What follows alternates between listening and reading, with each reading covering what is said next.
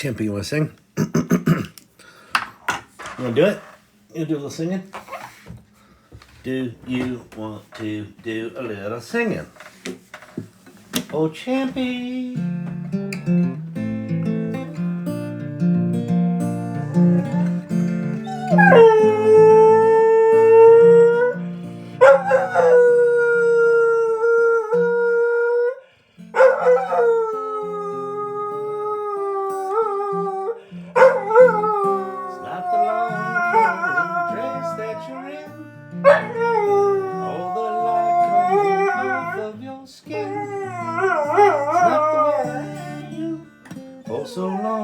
All right, hello.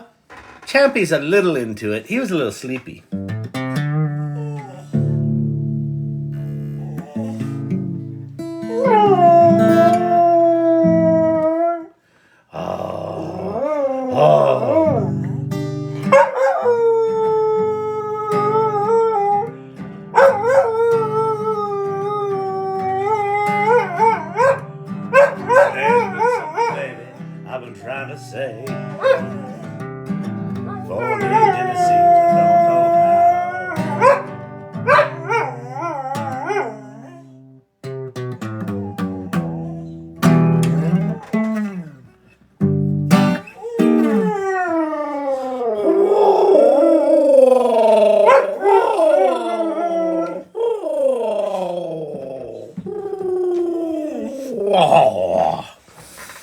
He sounds like Chewbacca. I don't know. I think Champy likes kicking these things off. How about you?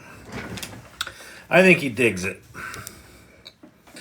We will never know, though, will we? Maybe we will with AI. Someone's going to figure out what a dog's thinking and make a little collar talk box. Like Bluetooth from their brain to their little talk box, and you're going to be able to talk to them. That's probably the beginning of 2025. Let's not get too ambitious. Welcome, everybody. Do me a favor, share the live if you would be so kind. Let some people know. Let some people in your life know that you're curious about AI and you're geeky.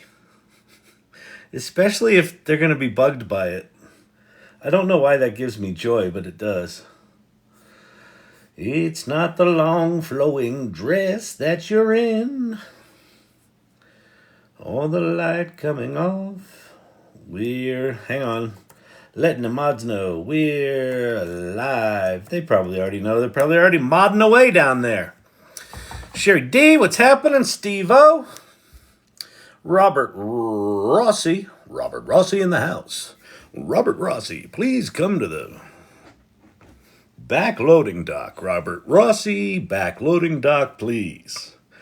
We're looking for Robert Rossi to the backloading dock. Good day. Look at all them turtles. Did you get my last text, Kyle? I do not know. Text, like as in to my phone? Or to email. I do not know. I do not know of what you spec. I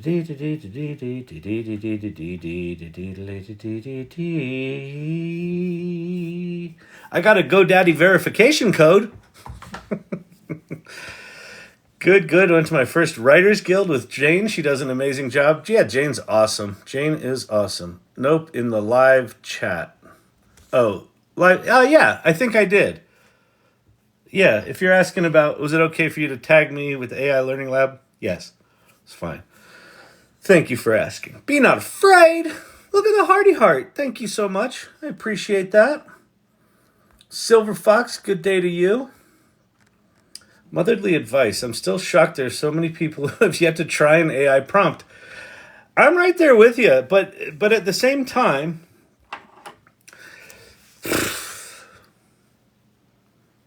it's a funny thing about new technology like this that when you, this is red pill blue pill stuff, right? Most people are on the blue pill, and when you have that Kevin McAllister moment with AI, you can't unsee it. And then it seems obvious that everyone will be doing this. And yet,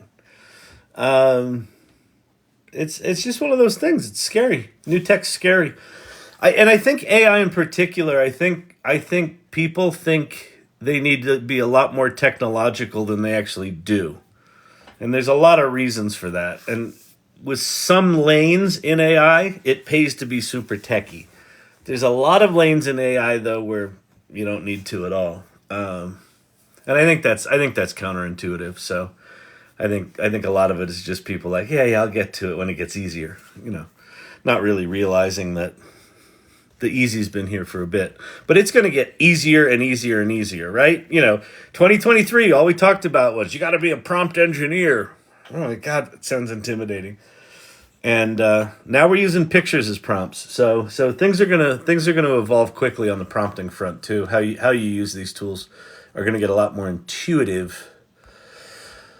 All right. No, that was me asking. The video I made is sweet. Awesome. Oh, that was you. So hang on. I do not know. Yeah, I think I know what video you're talking about. It was a clip from one of my lives, right? I saw that. I thought it was very cool. Water cooler discussion live chat. The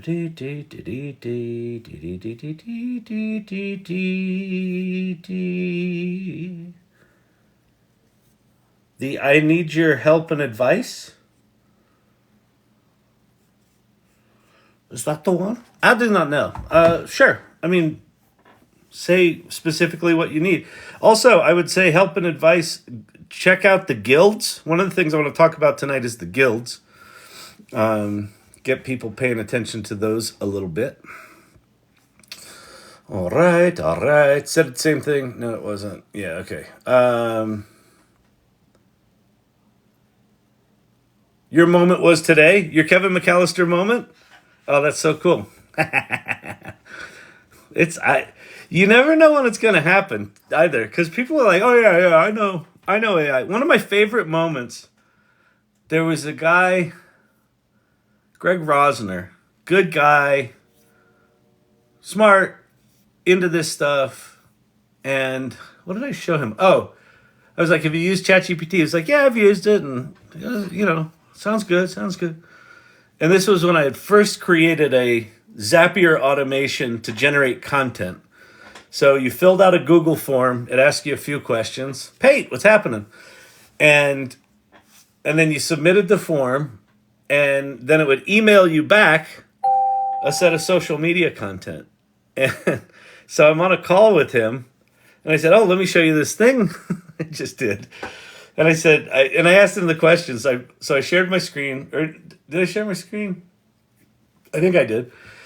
Filled out the questions on screen, hit the submit button, put his email address in it. And we're talking. And like 60 seconds later, 30 seconds later, he gets the email back. And he opens it. I just see his eyes go. Because it wrote like a blog post and tweets and hashtags. And he goes, did this just do this? I said, yeah, that's what it does. He goes, I had no idea. He goes, I gotta go. He goes, I can't really process this right now. It knocked him off the call. He took off. Oh my God, that was funny. It's amazing watching those moments where people where it registers what's actually happening here. And they're like, oh, this is different. This is not what I thought it was. So you can use ChatGPT and not get it, which is weird. Because you can get it to disappoint you easily. If you underestimate it, it will oblige and under respond. And then where it gets weird is when you push it. It's like the harder you push it, the better it gets. That's one of the weird things about ChatGPT. Very, very weird. All right. I sat with a blank stare at the pink and blue blob on the screen. Oh, on Kra.ai? Yeah, Kra.ai. Kra is one of those interfaces. We can play with that tonight. I'm not good at it. It's one of those interfaces where it's almost like there's too much possibility. Because you've got the shape of the thing you draw, you've got the color of the thing you draw, you've got the background of the thing you draw, plus you've got your prompt. So you've got 4 or 5 or 6 inputs, and then the output is very weirdly predictable. Like sometimes it's predictable, sometimes it's very not predictable. So I'm with you on Kra, but at some point,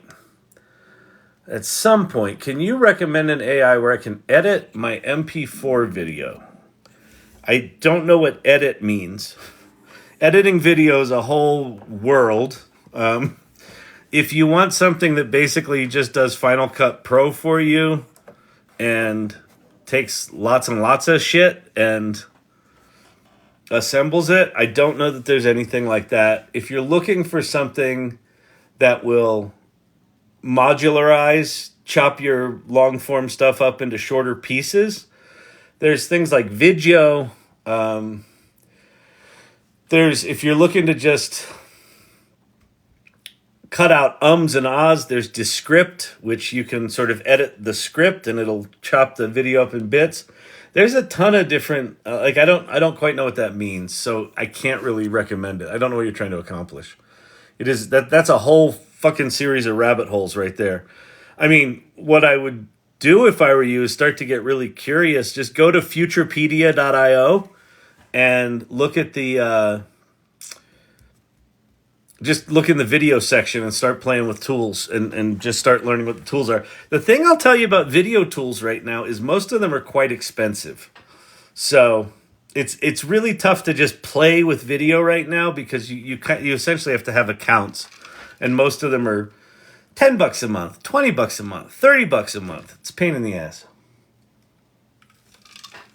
I assume as things get more efficient, they'll get more efficient on that front. Go back and play with the plugins. Go back and play with custom instructions. Proof mind blown. Witchcraft, but really cool images finally.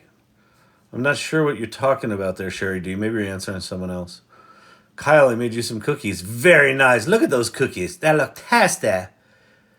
It has my mind blown every flippin' day. Exactly, Sherry D. I know. It's every day I do this live. Like I pretend like I know what the hell I'm talking about. And then I look at something and I just go, oh my God, it can do that? It's crazy. In creating my news channel in Spanish and Spanglish, I use my Threads and Instagram account. Oh, cool. Nice. Very cool. Move the blobs around, add women to the prompt. Yeah, Joker, I'll do that. I'll be blasted off here in no time. What Joker's referring to is Kra. So if you want to play, like while I'm babbling here, go to Kra.ai, Krea.ai. And you draw on this side and it renders images on this side. Well, one of the icons toward the top is your webcam. So you can use your webcam as an input for that thing on the left, and then it will render your shit on the right. So someone goes, and I was doing turning myself into Nicolas Cage and Tom Cruise. I don't know, whoever I was doing. And then people were calling people out, and then someone named some artist, and it was just some art artist, right? Painter. And all of a sudden it turned me into a lady with her little boobies showing. And then a minute later, I got a note from TikTok, the screen just went black and it said, "You are permanently banned from TikTok." I was like, oh shit! So I immediately did an appeal and they immediately accepted my appeal, but it scared the living poop out of me because we were just having fun and it was up on screen for half a second. Can we get into Kra now? Yes, I thought it was waiting on ticket. No, it is. Let me go confirm that, but as of 2 days ago, it is live and ready to go. Kra.ai. Sign in. Google.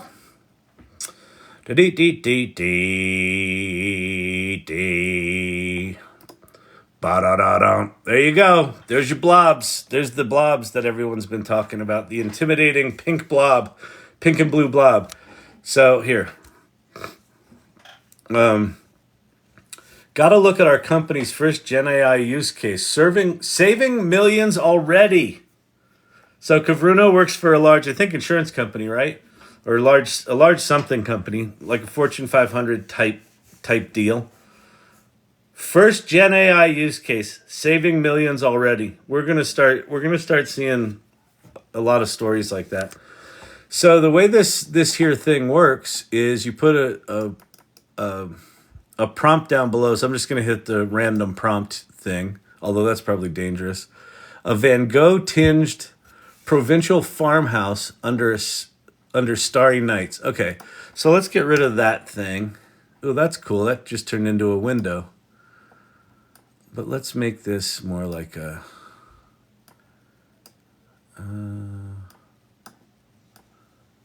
right? Ooh, oh, that's cool. Look at the starry nights out there. And then let's go... All right, here. I'll live dangerously. Why not? All right, so there's our little door with our starry night out there. And then I'm going to plop in my webcam because I'm an idiot.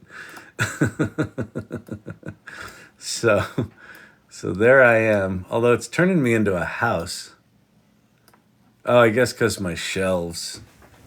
Let's see. Can I turn it into something else? I don't know. Oh, I got it all covered up there. Yeah, dumb. Anyway, that's Kra.ai. Go play with that. Again, like I said, I'm not super good at really understanding how to get things predictable. That I like. That's pretty cool. The little shutters.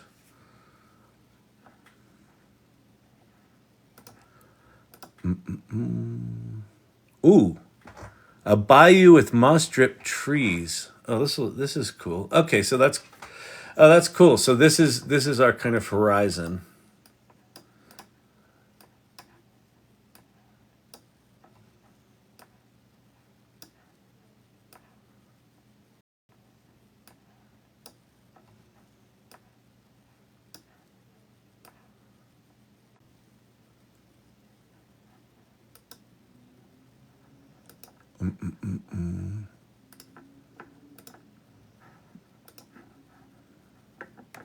Where's the color? Why am I missing this? Oh, there we go.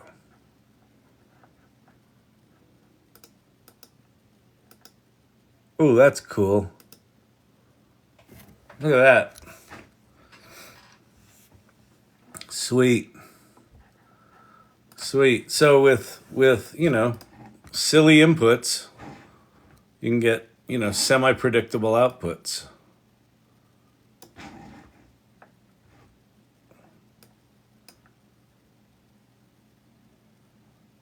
Look at that. That's gorgeous. Gorgeous. Add more blobs. Kyle. All right, I'll do it. I'll do it just for you, Joker. You're going to get me in trouble. I just knows it. That Joker, he's Joker. He's a midnight toker. I'll tell you what, that Joker is cuckoo. He's a cuckoo bird. He is it. I'll tell you what, he probably lives down by the bayou. He's probably out there gator hunting right now. Dang it, Joker. Ooh, let's see. What do we want here? Do we want mossy green? Let's see what we got. Ooh, that was nice. No, that's not what we want. Yeah, look at that. Oh, nice. Look at that. Added a blob. All right, let's add one more blob. We'll add a...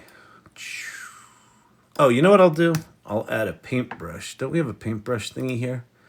Paintbrush. We'll do some dark purple paintbrush. We'll go.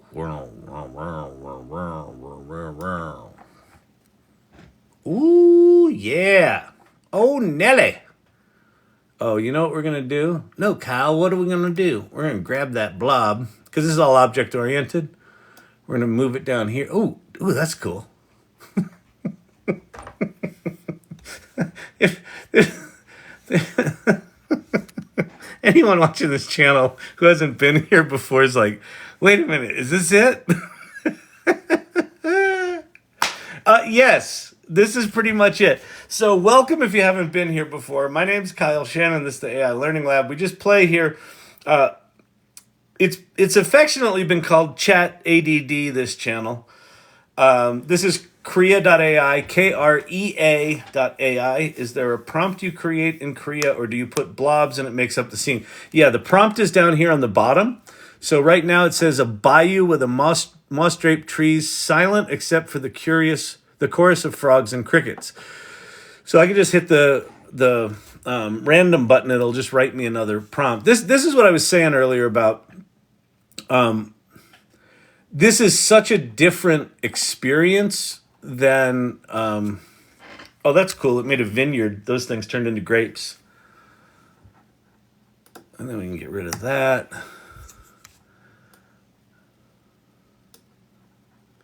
Oh, it confused it. Look at, what do we do? Oh, that's cool. Look at that. So I made that, and it turned it into that. That's pretty gorgeous, actually. But you know, you've got composition to think about. You've got what shapes do I want to draw. You can use your camera as an input. You can use an image as an input. You can use the prompt as an input.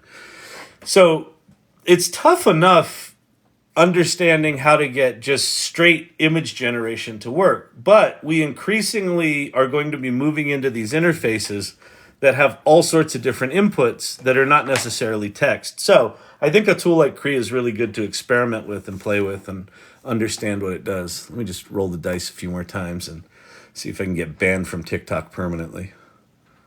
That was pretty cool. That's like a rocket taking off. Huh.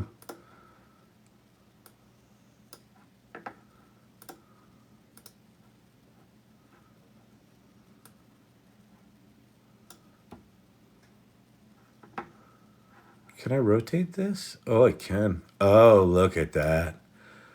Oh, look how cool that is. It made it like a perspective thing.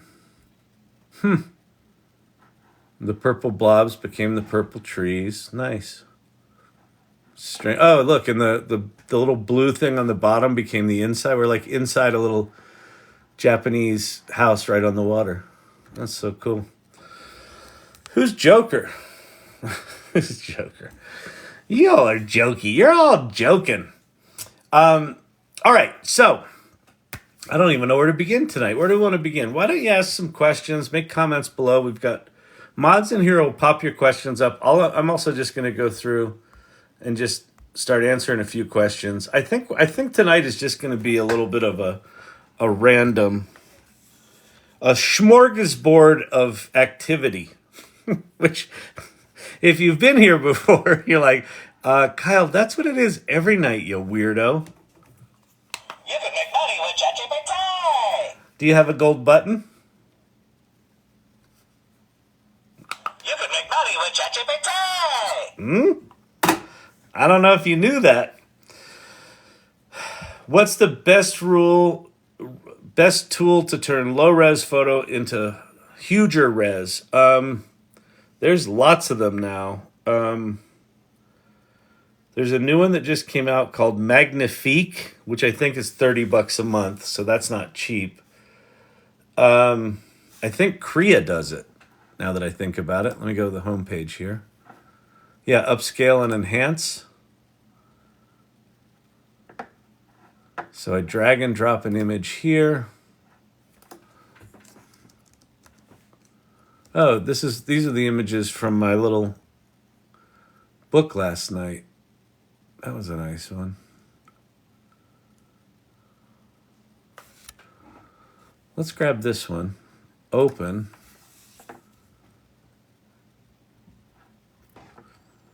So I've upside strength is 0.85, upscaling factor. I can put in a prompt or a negative prompt. I'm not going to put in either. And it looks like I can change the resolution. Then I say enhance. It says checking position. Enhancing.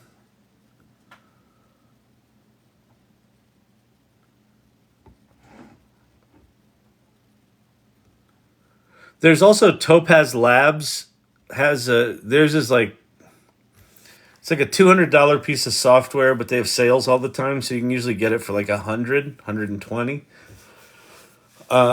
I've used that before. It's pretty good, but it's pretty fucking pricey. And you can also, if you've got a stable diffusion instance running, you can use it. Oh, that's interesting. Look what it did. Can I zoom in on this? Hang on. Yeah. So the way these work is you have this little slider thing that shows you the before and after. So there's the before, there's the after. Now the AI strength on this was really high, so like it turned the candle into a dude. So what we can do is we can come back over here and we can go, okay, upscaling factor 2. Let's turn AI strength down to like 0.3 instead of 0.85, and then I'll enhance it again.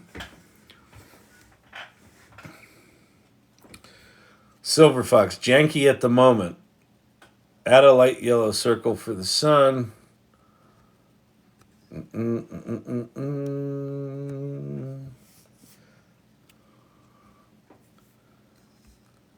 It's very Sorcerer's Apprentice, no control. That's so pretty. That's so cool. Hold the phone. What are we using here? What we were using there was Kra.ai. Krea.ai.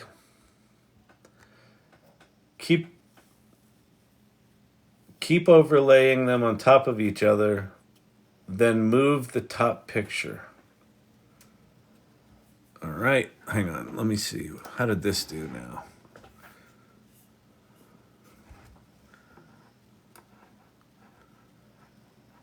Yeah, that's nice. That decently maintained the thing. And so if we zoom in here on the little hedgehog, can I get any closer than that? No. Little hedgehog. Can I get any closer than that? No. It does AI patterns. It does logo illusions, which are a blast. So I'm going to change the logo. Do I have mine in here? I did, but I guess not. Let me go. Oops.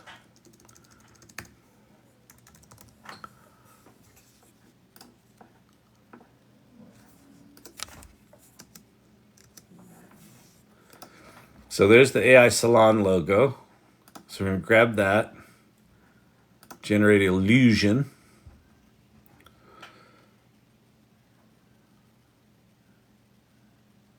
And it's going to make us 4 images, or 2 images, I guess. So this is Grecian villas draped in ivy. And if you zoom in on them, it just looks like a weirdly shaped island. But then if you squint, you can see the logo in there. Pretty slick, huh? Pretty slick, if you know what I'm talking about. And then I can roll the dice, bang, just come up with something new. And then you can say, do I want logo strength to be higher or lower? Do you want it to be more or less obvious? So I'm going to go more obvious. This is a bustling harbor in Hong Kong. Junks, ferries crisscrossing the skyline backdrop. Oh, that's cool.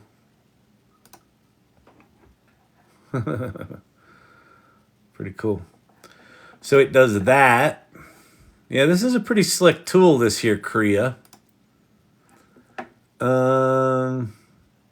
Animate diff is in maintenance mode. Create impressive videos from text in seconds. AI training, teacher aesthetic. So there's a bunch to explore here. Design at the speed of thought. So Kra.ai, I'm pretty sure, is one of those things that's built on top of Stable Diffusion. So one of the cool things about Stable Diffusion is as they release technology, they open source it. So they let the developer community build for free. So Leonardo.ai, which I recommend a lot, is there. I'm going to actually, you know what I'm going to do? I'm going to go add this to the, here, watch. I'm going to go show you something super cool. Yeah, that's good. So I'm going to go over to the AI Salon, and we're going to go into, and the AI Salon is a community. I'll talk to you about it. Well, that was the logo I just showed. But I'm going to go into AI tools and resources, and then I am going to edit this page. So let's see, this would be under image creation. We'll throw it, I like to put these in kind of order.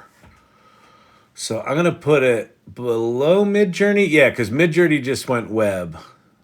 So, okay, so what we're going to do is we're going to go copy here. We're going to go like that. We're going to go paste. We're going to go, wait, why did that not do that? What's going on?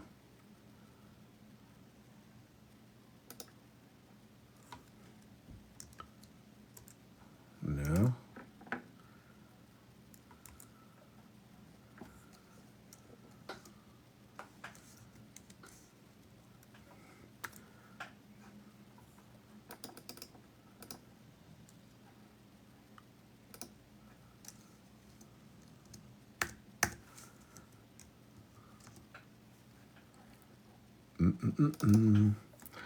Kra.ai. And then we'll go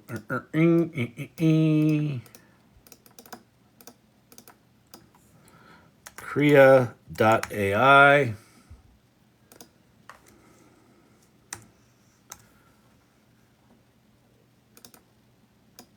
And we'll add the link to that. Let me go grab the actual one. Copy.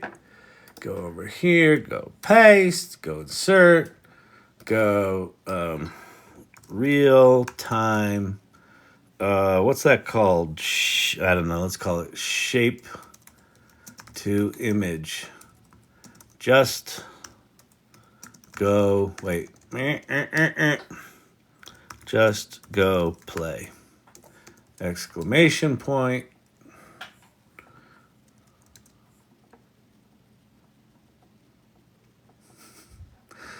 Old man try to use computer. It's painful for everyone to see. Yeah.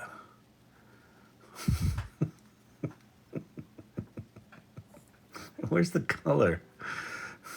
Where's the color? There we go.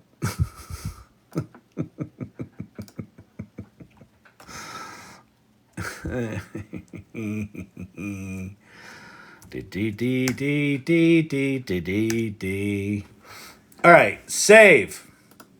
So this list that I just painfully tried to edit for all of you, for all of posterity's sake,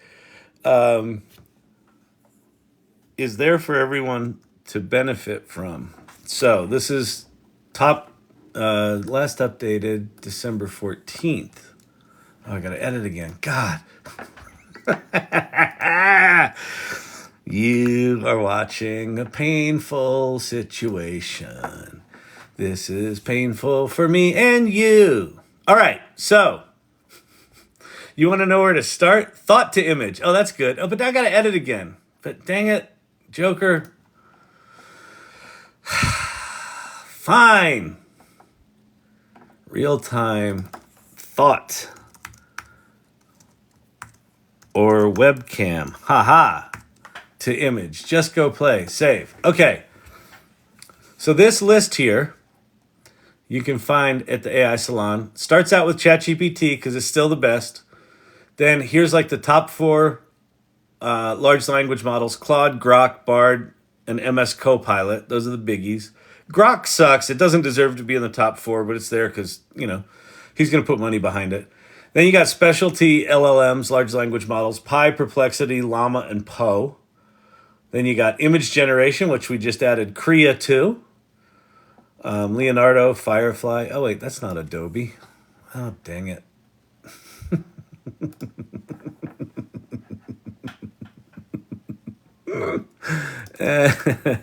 This is Stable Diffusion Web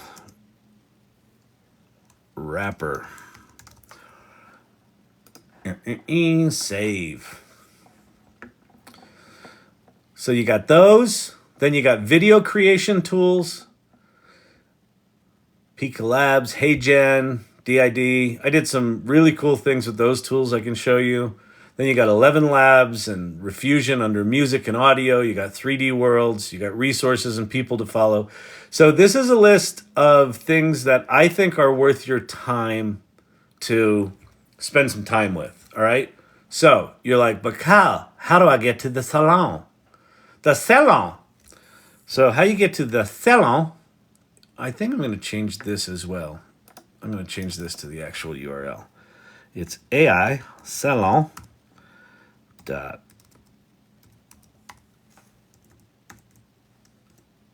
Oops.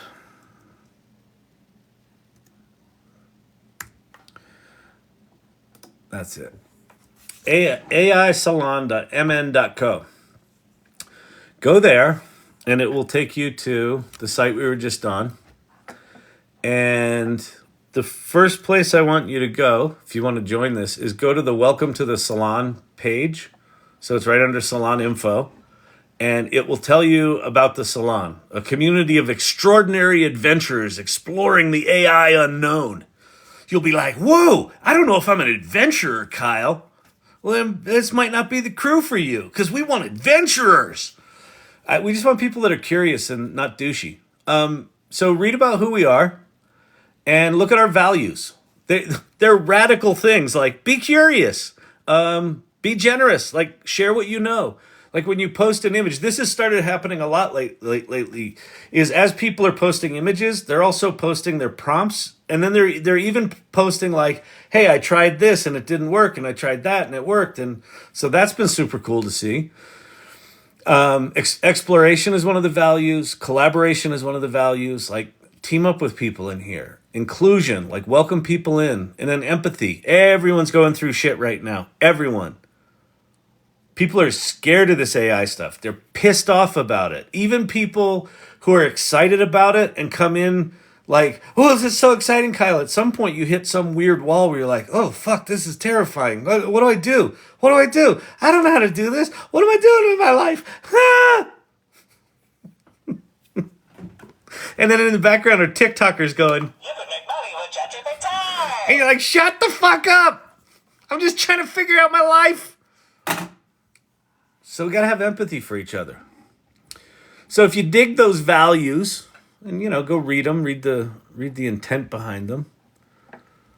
You may dig this group, and then you're like, but Kyle, you're just selling this, aren't you, Kyle?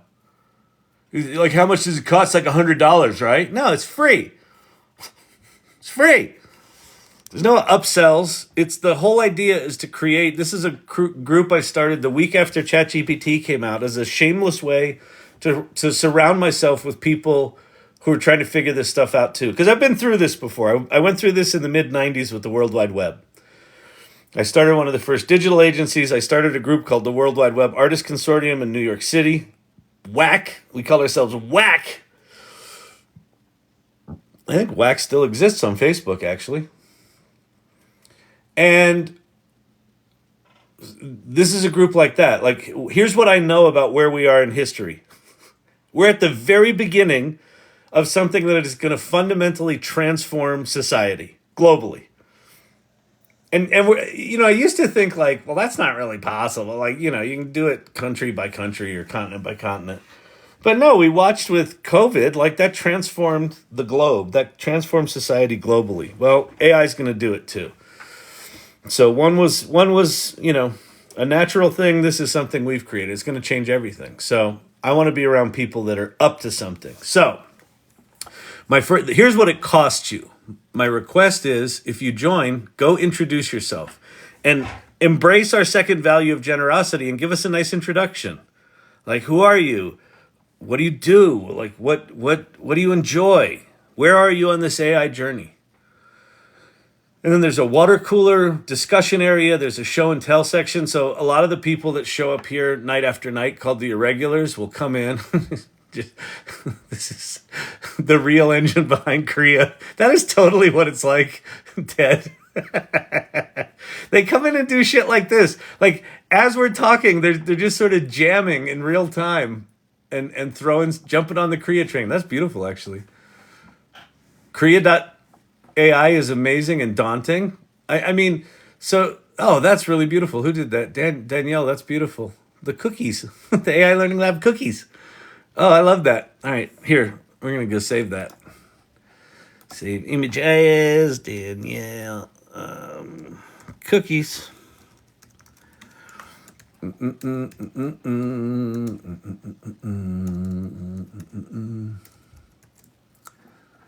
Danielle, cookies. Look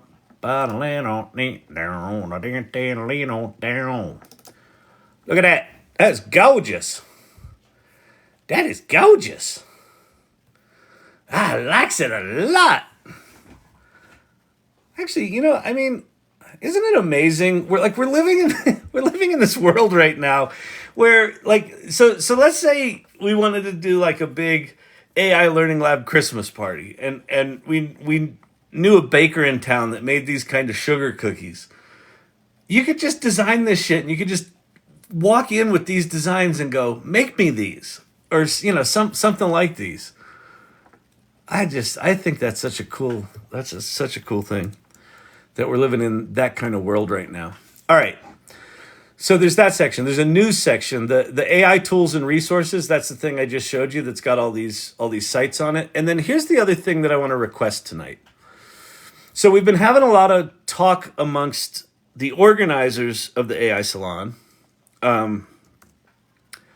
about, so we've got clubs, like one of the private clubs is called the Irregulars, Kyle's Irregulars. So that's people that hang out here regularly, or if you subscribe to this channel, you can join the Irregulars Club. And it's just like a little club to hang out. And then we have these things called guilds. And like we have an AI 101 guild, and Leah's got an image making guild, and Jane's got a writer's guild, and there's a business guild. And so we got a handful of guilds here. So my request is, as you listen tonight, like, check out the guilds, go into the guilds. Like, I know Jane and I think Ken or Bradley had an AI for business meeting today. Jane had a writers meeting today. So check out the calendars, check out the posts in there. If you have ideas or you want to share something, share them within the guilds. So go check out the guilds. And that's what the salon's all about, is just hanging out. It's got a feed like Facebook, and it's got notifications, it's got calendaring. You can find people in here. So anyway, go do that. Go do that. I am digging these cookies. Those are very cool. All right. I might have missed this. Is Kra.ai free? Why are we having guilds at the same time, though? At the same time as what? As clubs? They're different. That's part of the discussion we're having.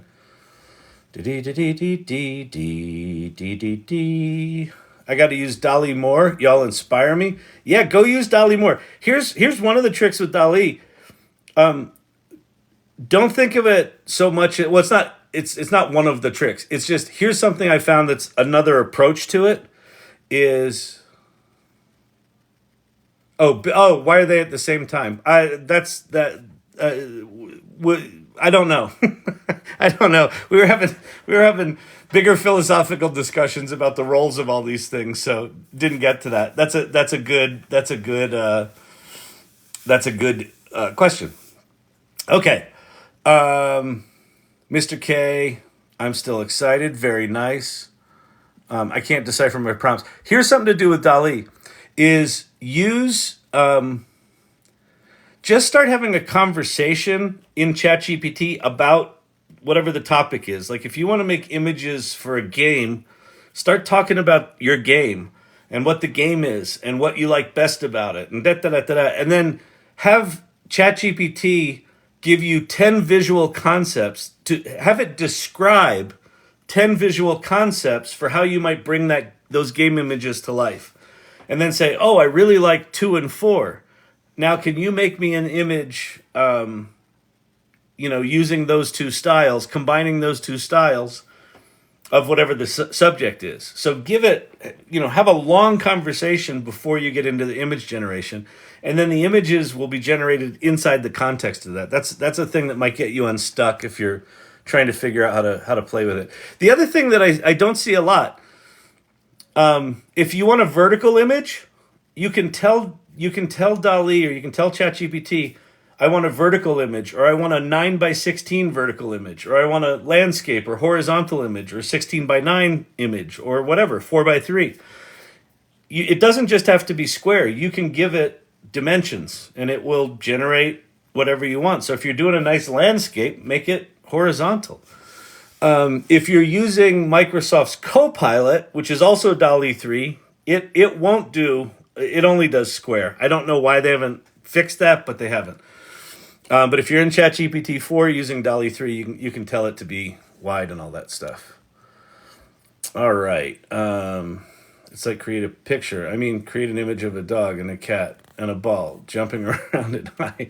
I walked away from my laptop after using GPT for the first time. I needed to process it. Exactly, Nick.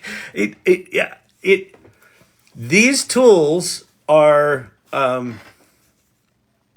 this is some heady shit. Like when I had my big epiphany about the World Wide Web, I published a magazine from my apartment in Brooklyn, and 3 weeks later there was a full-page newspaper article written about it in Paris. And that sort of shook my world. I sort of understood in an instant the power of the World Wide Web, what it was. But the tool itself was super simple. It was just a hyperlink, right? Like the World Wide Web in the early days was just click on a link and it takes you to a page. And if that page happens to be in France, then they can see your little magazine that's living on a server in California, published from your apartment in Brooklyn. So that all sort of sunk in, and it took me a while to process it. This AI stuff is similarly profound, but like the tools are so fucking sophisticated. It's like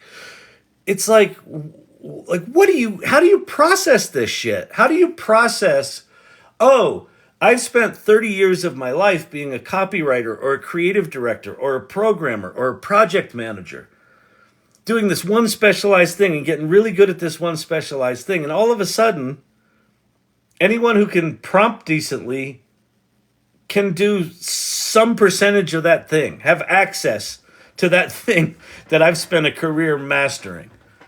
What do you do with that? Or conversely, man, I wish I had some fucking artistic talent, like drawing talent or painting talent. Oh, now my word talent translates into picture talent. What? Holy shit, what does that mean? I don't know. Becky Rue, who's in here, she loves quilting. And she discovered Dolly and she goes, can it do quilts? I'm like, I don't know, try it. And she was like, holy shit. She started posting these quilts.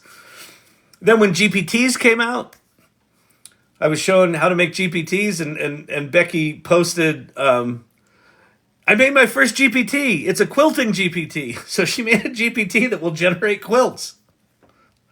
So she's not only now, a quilt conceptor, but she's an application developer. I wrote an article today about everyday developers. Can you save images from Deco here? I think so. Hang on.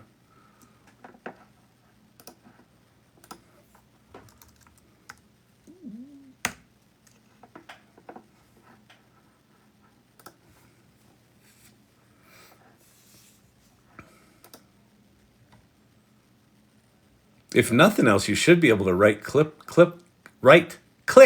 them. Bugs. Ooh, that's cool. On a piece of pie. Mmm, tasty.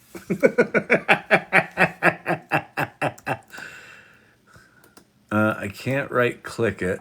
Is there a download button?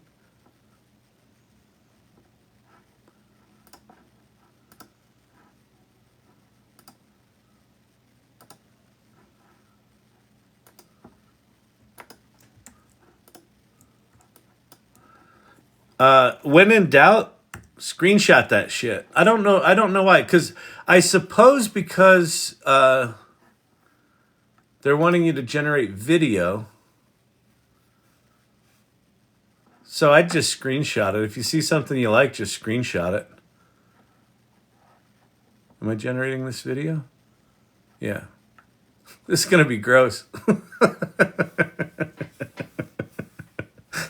Good luck sleeping tonight. Mmm, tasty.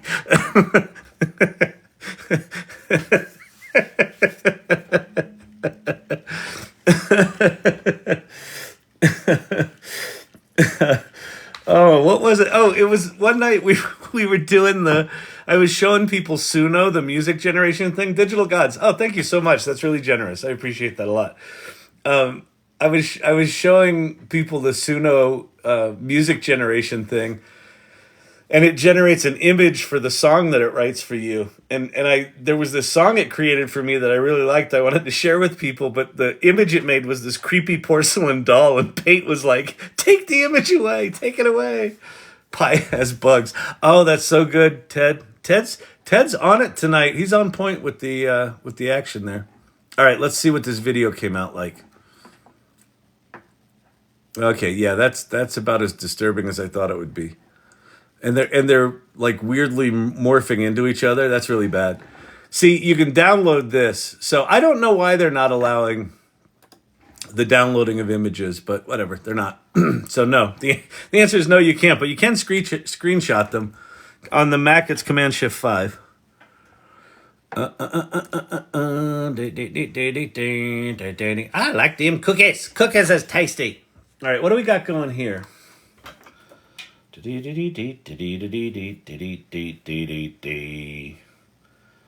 Scott Rowe with the nice llama and hedgehog. Cute little illustration. Digging it.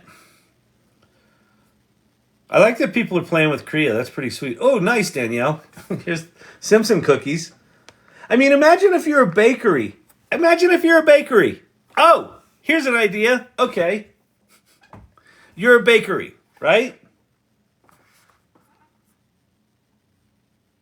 I don't know what prompt Danielle used. She might have shared it already, but it's something. I don't know what prompt Danielle used. She might have shared it already, but it's something. I want custom sugar cookies. You'd create, the button would say, I want custom sugar cookies. And then it would generate images like this. And then every time it generates an image, you have the GPT say, if you want to order those cookies custom, send us the image. And here's our email address, or like, here's the button to push, whatever it is. Go to our website and submit your picture. She has a cookie GPT. I made a GPT and I shared it. Okay, awesome. So she did that. So that exists. In the AI salon, she's not only sharing these. If you're a baker, take that idea, take that GPT, and make that a marketing tool for yourself. Holy shit. How cool would that be? And then if you're customers of that bakery, you're now collaborating with the bakers. I can't draw anything. Well, now you can design super fancy sugar cookies. Fucking crazy.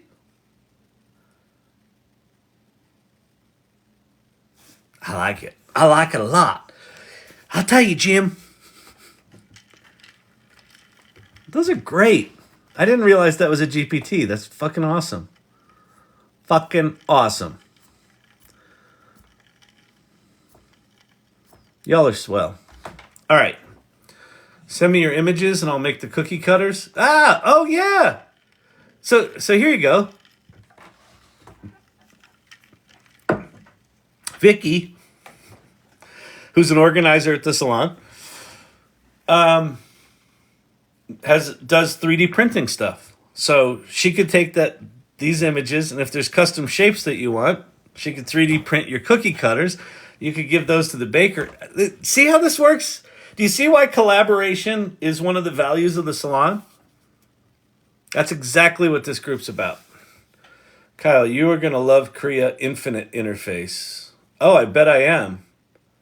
Do you have access to it? It's not there right now, Cosmic Lover? Is that the canvas? The canvas that was there toward the bottom? It's not out yet, I assume. I haven't been in the Kra.ai Discord for a bit, so I don't know what's going on.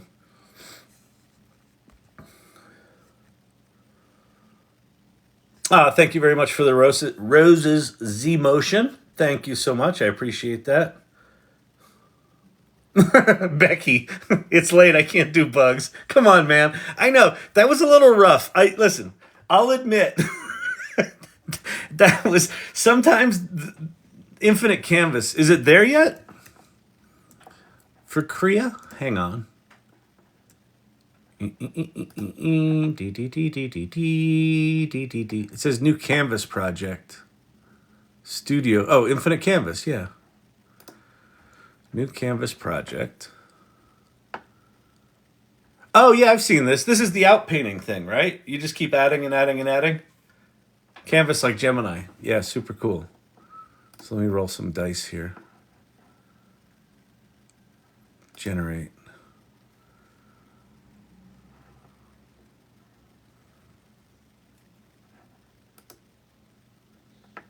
Oh, and there's different models you can play with. Oh, that's super cool. This is the thing, all these tools, are so that a lot of it's almost like in enter prompt here. I won't do bugs. I'll do cute puppy butt.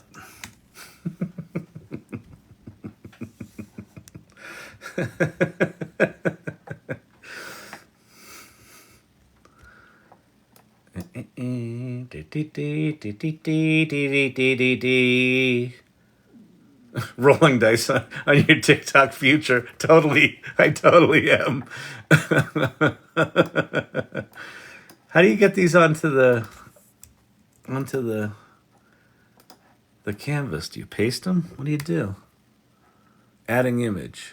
I guess so. Oh, yeah.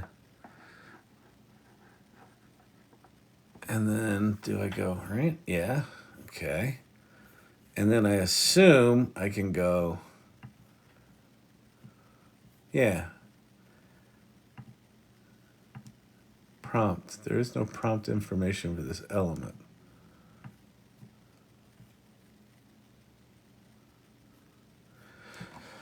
Yeah, it's like every one of these tools. Oh, I see. There's tools up top. Okay. Every one of these AI tools have some kind of series of rabbit holes you can run down, and I would encourage you to do that. Explore your ADD. We are in an ADD friendly world. It's actually. This AI stuff is overwhelming even with people with ADD who normally thrive on shit like this. Like, give me more faster. That thing that ADD people have, like yours truly. This shit's kind of, it's not intimidating. It is, it's overwhelming. Because it's like, you know what it's like? The dopamine hits. It's like the hits just keep on coming. You want some more dopamine? Here you go. You want to make images? Now you can turn those images into videos. Now you can turn those videos into scripts. Then you can have those scripts talk. Now you can turn it into an animated avatar. You can do it all in 15 minutes. Have fun. Bring your brain. Oops. You're bleeding out your ears again. So it's intense. So pace yourself.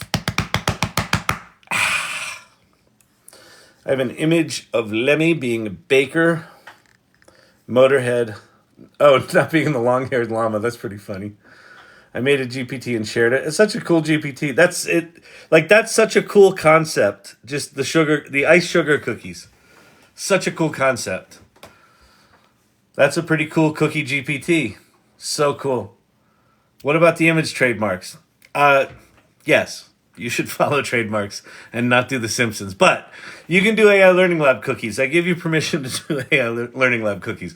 It's recorded now. Send me over your images. I'll make the cookie cutters. Hey, I made a baking GPT. Awesome. Awesome. Where did I go first? Booze. Sam Adams doesn't brew beer. They subcontract cookies. Oh, they subcontract. Cookies could be the same. Absolutely. Before AI, you had to be a master baker. Ted, I don't know what pills Ted took tonight, but he took the comedy pills. He's sharp. He's on it. The dad jokes are landing. It's solid, Ted.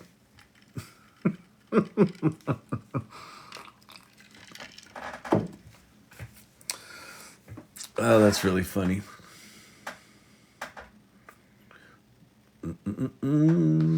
Digital gods, digital gods.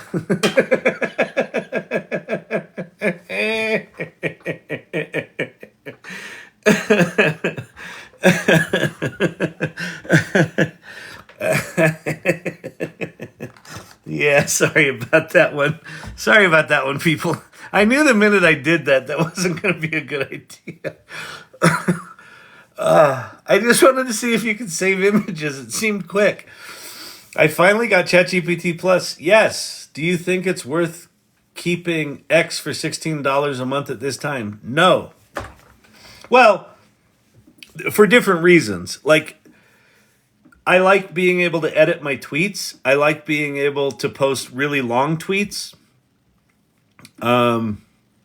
I haven't really noticed that it's gotten me any more traffic. Some people said it did for them, but I don't have that many followers on Twitter. I don't really cultivate it. I post there occasionally, but I just don't get any fucking interaction. But Grok, I mean, what Grok effectively serves as is a really good search engine for Twitter. So if you use it in a way that leverages the fact that it's got access to X data, then it might be worth the $16 a month. But if it were $16 a month for Grok or $20 a month for ChatGPT 4, fucking ChatGPT 4 all day long. I mean, the shit within ChatGPT 4 is like I feel like there's individual things in there worth $20 a month, and there's like 7 of them or 8 of them. And you've also got ChatGPT 4. There's nothing even close to it, and you got Dolly 3. I believe Ted was the one who first made cookies, and then I kind of took it overboard. But that's awesome that you're acknowledging that, Danielle. But I mean, I don't think any of us need to apologize for. We now live in a world. This is not the future. Like, this is not coming. We live in a world where if someone does something and you're inspired by it, you can essentially go replicate it like that. And it's going to get way more intense. Because you're going to be able to do that with video games and music and images and movies and videos and all of it. Oh, that's a cool thing. That's a really cool idea in that song. Let me go make one. All right, yeah, that's good. And let me take it to another place. You know what? I want to make a music video now. Oh, you know what I saw? I saw that cool video over there. Oh, I could do that. Like, that's the world we're in now. I would say rather than feeling like, oh shit, we've got to protect that. Why not live in a world where it's like, oh shit, why don't I share that free and wide? Have at it, people. Because you'll be able to do the next thing and the next thing and the next thing. What happened with Google AI? Did it release yet? So it sort of did. So from what I can gather, the rumors that it was delayed until the new year are true, but Google announced 3 different models. They announced Gemini Nano, Gemini Pro, and Gemini Ultra. Their Gemini Ultra they got in trouble for because they made a video that made it look a hell of a lot sexier than it actually is. That said, I think it's actually pretty fucking sexy. They had this sort of infinite canvas interface that I think it looks incredibly powerful. And from what I can gather, just from the videos I saw, it looks like there might be multiple interfaces for Gemini Ultra. So Gemini Ultra, the really fancy one, that we don't get until the new year. My guess is that it's going to...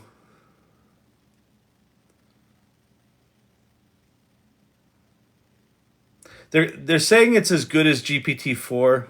I have a feeling it's going to be better than GPT-4 at some things and not better at other things. It's just my suspicion. But we as consumers, I feel, will definitely have an alternate to GPT-4 in Gemini Ultra. It will probably cost money.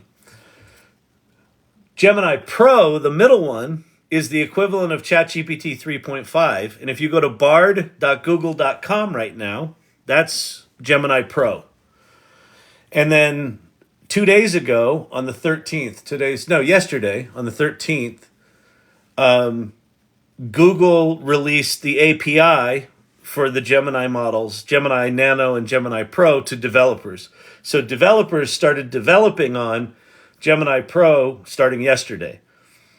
And then Gemini Nano is a super small optimized version of Gemini designed to run locally on phones. So this to me is the first domino. The dominoes are going to start falling. So right now, if you want to use a powerful large language model, you have to send your data off to OpenAI or off to Inflection or off to Anthropic, and they process it on their giant GPU farms, and then they send you the answer back. If you've got models running locally on your devices, all of the magic happens within the device itself. So you'll have the equivalent of like maybe a GPT-3 kind of model locally on your phone, and those are going to get better and better and better. If you're geeky and want to mess around with the open source stuff, you can install. There's Mistral came out with one yesterday or the day before that is apparently somewhere between ChatGPT 3.5 and ChatGPT 4 that you can run on your laptop, and there's other versions of it you can run on phones. And so if you want to get geeky and start installing things locally, you can do that. But this is gonna, like 2024, we're gonna see bigger, more capable models, and then I think you're gonna see smaller specialty models and locally installable models. So this stuff's gonna be everywhere.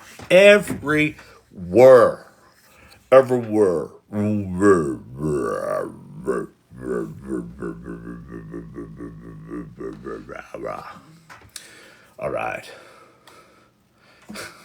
Dopamine fiend.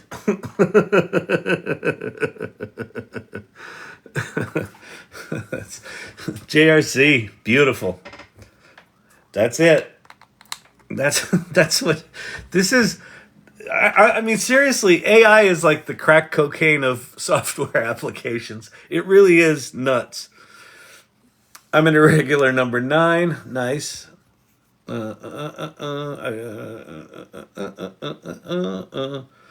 It's difficult to get ChatGPT to give you images of copywritten material. It is. So that's the thing. If you want non-protected, non-safety guardrailed models, you need to go to the open source world right now. Catch and release. That's what Synergy's all about. Wonder when Claude is going to grow. I've been wondering the same thing. Well, I was wondering that about Midjourney, and Midjourney now. So if you didn't know this, Midjourney as of yesterday, if you've made 10,000 images or more, you have access to Midjourney's web experience. You can make images on the web. I have not made, because I got all excited about Dolly and I stopped making Midjourney images, and I think I'd have probably cracked 10,000 if I had stayed Discording, but I didn't. What do you think about the future of Pi? I think the future of Pi is quite bright. They just upgraded it. It's now got real-time access to the web. It's version 2.1, which I think is faster, more capable, better at conversations. This is one that I stumbled upon in here one night. But there are actually two different models for Pi. There's Pi and then there's Support Pi. And so if you switch to Support Pi, you get that little heart in the corner. That's a version of Pi that's designed to be like a therapist, like support, like mental health support. And then someone in here asked Pi what are the other models it's got. Apparently there's 4 of them. Like one of them was like Information Pi, Info Pi, Support Pi, Just Pi, and then I forget what the 4th one was. So Inflection's mission is to create the world's best personal assistant. So you can see they're already starting to branch down different conversational avenues, right? So you're gonna like what it's pointing to is a future where we will all likely have these different agents that we interact with that go do stuff for us or help us in some way.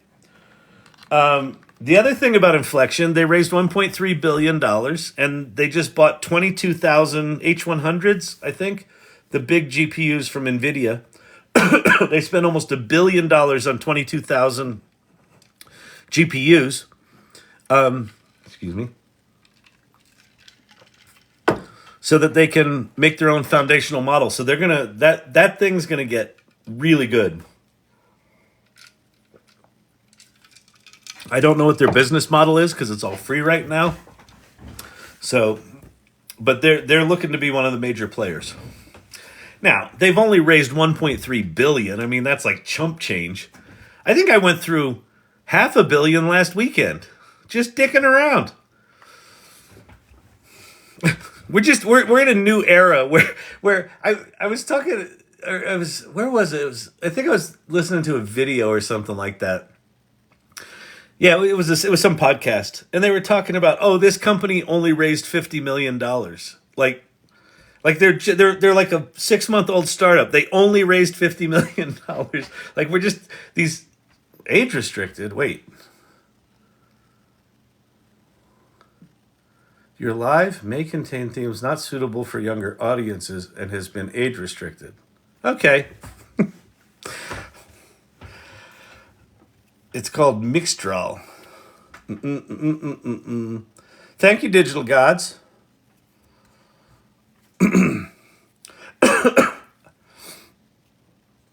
Thoughts on learning TensorFlow, or is there even a point anymore? It depends on what you want to do. If you want to be on the development side of AI, learning something like TensorFlow makes sense. But you don't need to be now. So here's the way I think about it.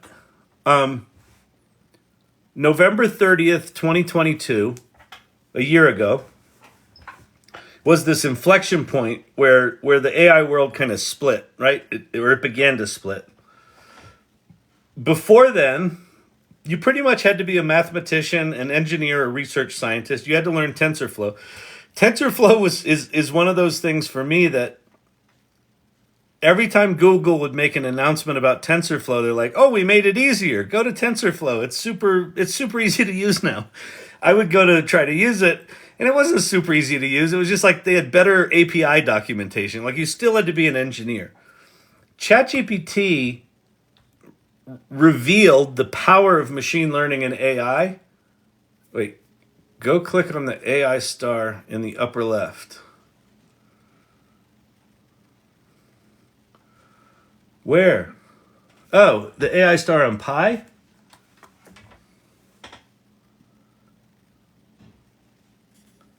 What you talking about? You mean these things? I do not know of what you mean.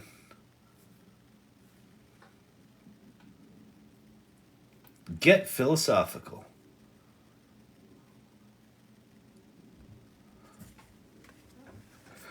What the heck? Oh, the age restriction thing? I don't know what that was. That was weird. Whatever. Maybe they didn't. I don't even think we were showing anything. I don't think I said anything, but whatever. It's just, it's the challenge with AI right now, and the challenge with TikTok. Okay, yes. So in Pi, so what SourceCamp was saying is, in the upper left hand corner of the Pi interface, there's that AI button, and it gives you a bunch of conversation starters as well. So, journal it out. World building for games, tackle homework, get motivated, feel calm.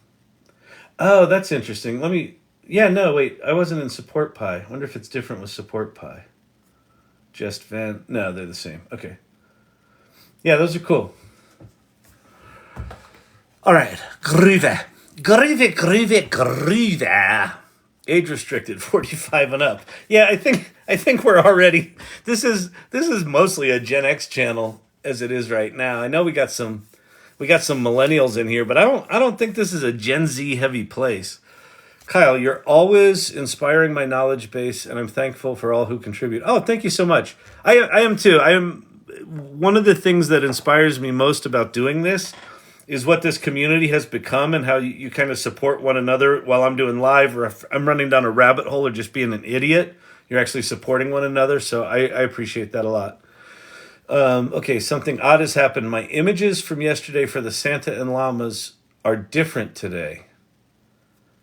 Oh, that's weird. They must have re-rendered them for some reason. Is that in ChatGPT, Becky? That's strange.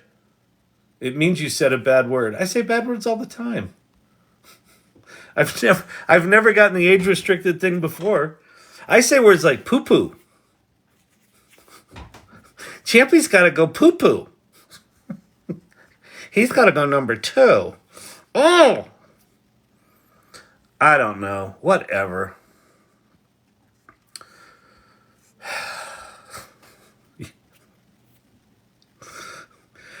I go live 7 nights a week for 3 hours a night.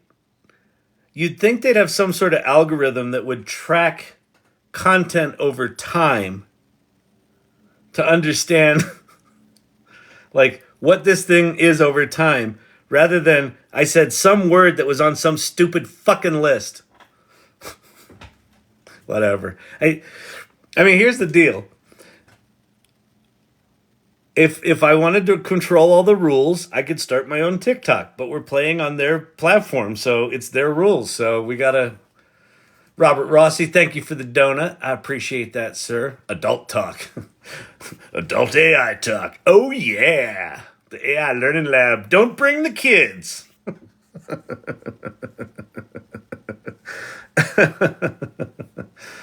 Oh, Kyle for President 2028. I think that's the last thing any of us want. I think I would campaign well, but the running the country part, I'll bring in Lunashtick. Lunashtick she'll be my VP. She can actually run the joint. I'll just be the eye candy of the operation. Just run around like, hey, isn't this fun? Look how good the country's doing. This is awesome. It's AI everywhere. Oh, you were talking about TensorFlow versus ChatGPT. Oh, sorry about that. Yes, welcome to Chat ADD. Okay, so prior to that inflection point of ChatGPT being launched, you really did have to be an engineer. Now, what I would say is this. Even if you're an engineer moving forward, if you say, "Hey, I want to go work for an Inflection, or I want to go work for a Google, or I want to go work for a Stability AI, and I want to be an engineer building the undercarriage of these tools." You're going to have to be AI literate. You're going to have to be an AI literate developer, right? There's no escaping learning these tools. If right now you're like, I'm not really a developer, but I should probably learn TensorFlow so I can get into AI, that's no longer a requirement. Because being into AI, there's so many different avenues that you can take now, right? So you could join a medium-sized company as someone who's just going to do AI operations, and your only job is you're not developing the core, models underneath, but you're identifying, okay, here's all the models we're going to use, and here's how we're going to maintain security, and here's how we're going to let the marketing department do what they need to do, and how this one do what they need to do. If you want to, if you're interested in that kind of shit, one of the people I recommend you follow is Rachel Woods, who's got a TikTok channel here, and she's got a thing called the AI Exchange. She's all about AI operations. No, Champy for president. Champy would be a better president than me. And so I think what I would say is lean really heavy into, in the ideal world, what do you want to do? What do you enjoy? Do you enjoy being way under the hood, tinkering with the switches and flips and code and weights and shit like that makes AI tick? Or are you more interested in sort of living a level higher up and figuring out the infrastructure of how you glue these tools together? Or are you interested in living a layer up and figuring out how to do automations and figuring out prompting and teaching these tools, things like that? So like, I feel like there's all these different levels now. So because of that, I'd start with what makes you happy. Like how does your brain work? Like my brain, my neurospicy, awesome brain that effectively has, Swiss cheese from here forward. My prefrontal lobe is just non-functional, right? My executive function is shitty. I can't be an engineer. I can't. It just doesn't work. So I have to live in a different place. And so this channel reflects that, right? So what are you good at? What are you passionate about? What do you want to do? And then I would say, after you answer that, then you say, okay, where in the stack does it make sense for me to play?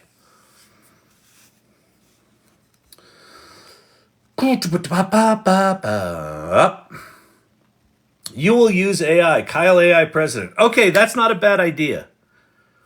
So okay, this is getting better. Kyle for president 2028. I like it. I think we got to get somewhere above 30,000 followers if I'm going to run for president. So I think we got to get to at least 50,000. But, okay, so I'll run for president. I'll just be my charming self out there on the campaign trail. And then when it comes time to run the country, I'll just have like 6 different, I'll have Claude to the left. I'll have ChatGPT dead center. I'll have a Gemini on each side. Yeah, I'll have it. The Oval Office is just going to be a whole bunch of screens. That's good. I like it. Actually, now that you say that,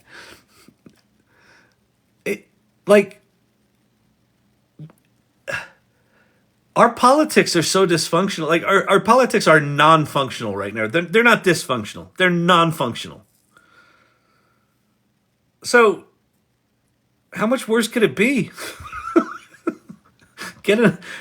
Ron Reagan was an ex-actor. 2024. Oh. Jay Hamilton, not seeing you on Mighty Networks. Please join. Run the country with ChatGPT. Yes, back on subject.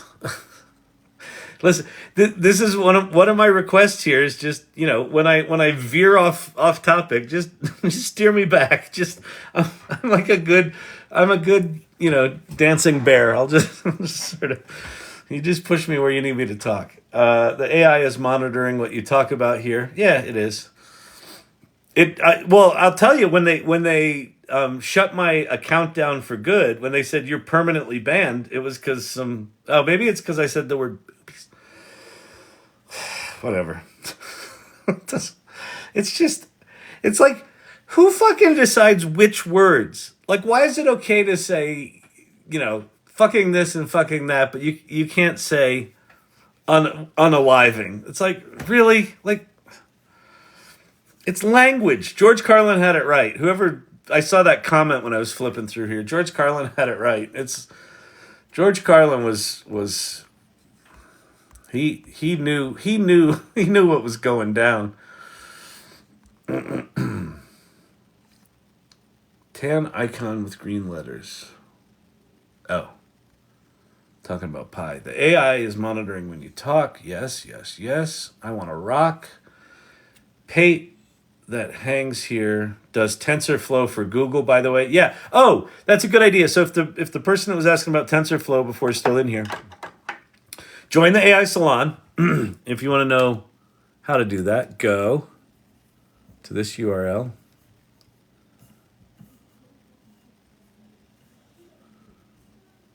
All right. aisalon.mn.co, not .com, .co. And hang out in the Pate's AI Mechanics Guild. So Pate works for Google doing TensorFlow with TPUs. Not GPUs, TPUs.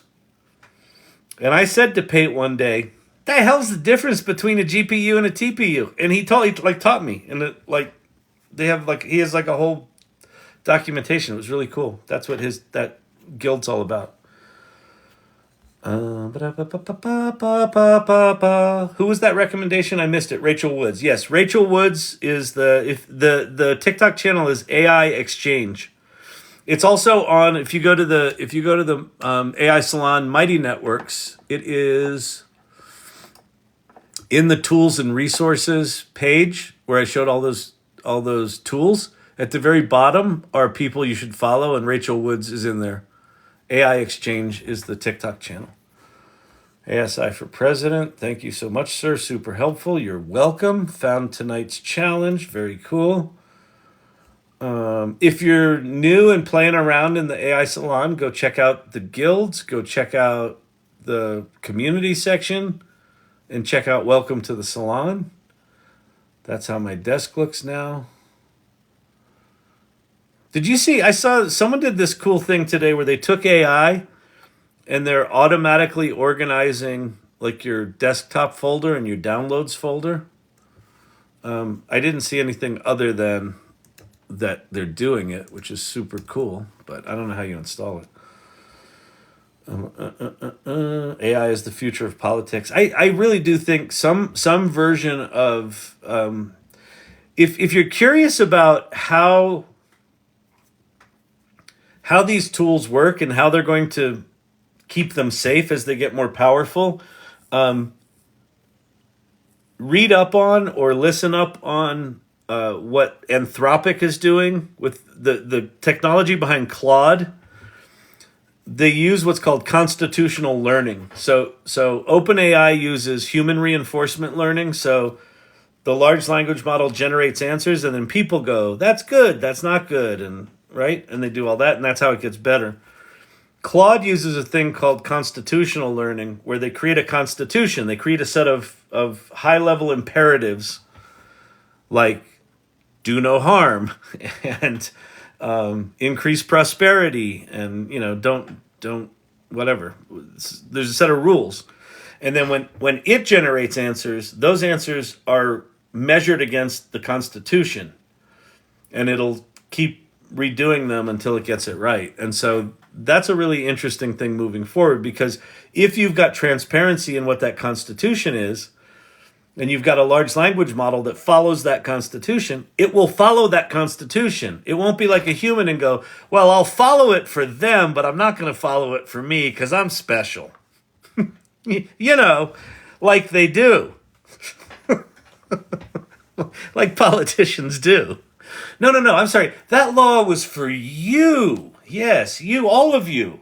Enjoy. That's not a law for me.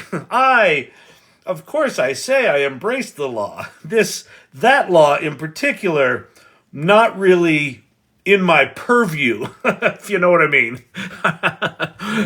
Shannon 2028.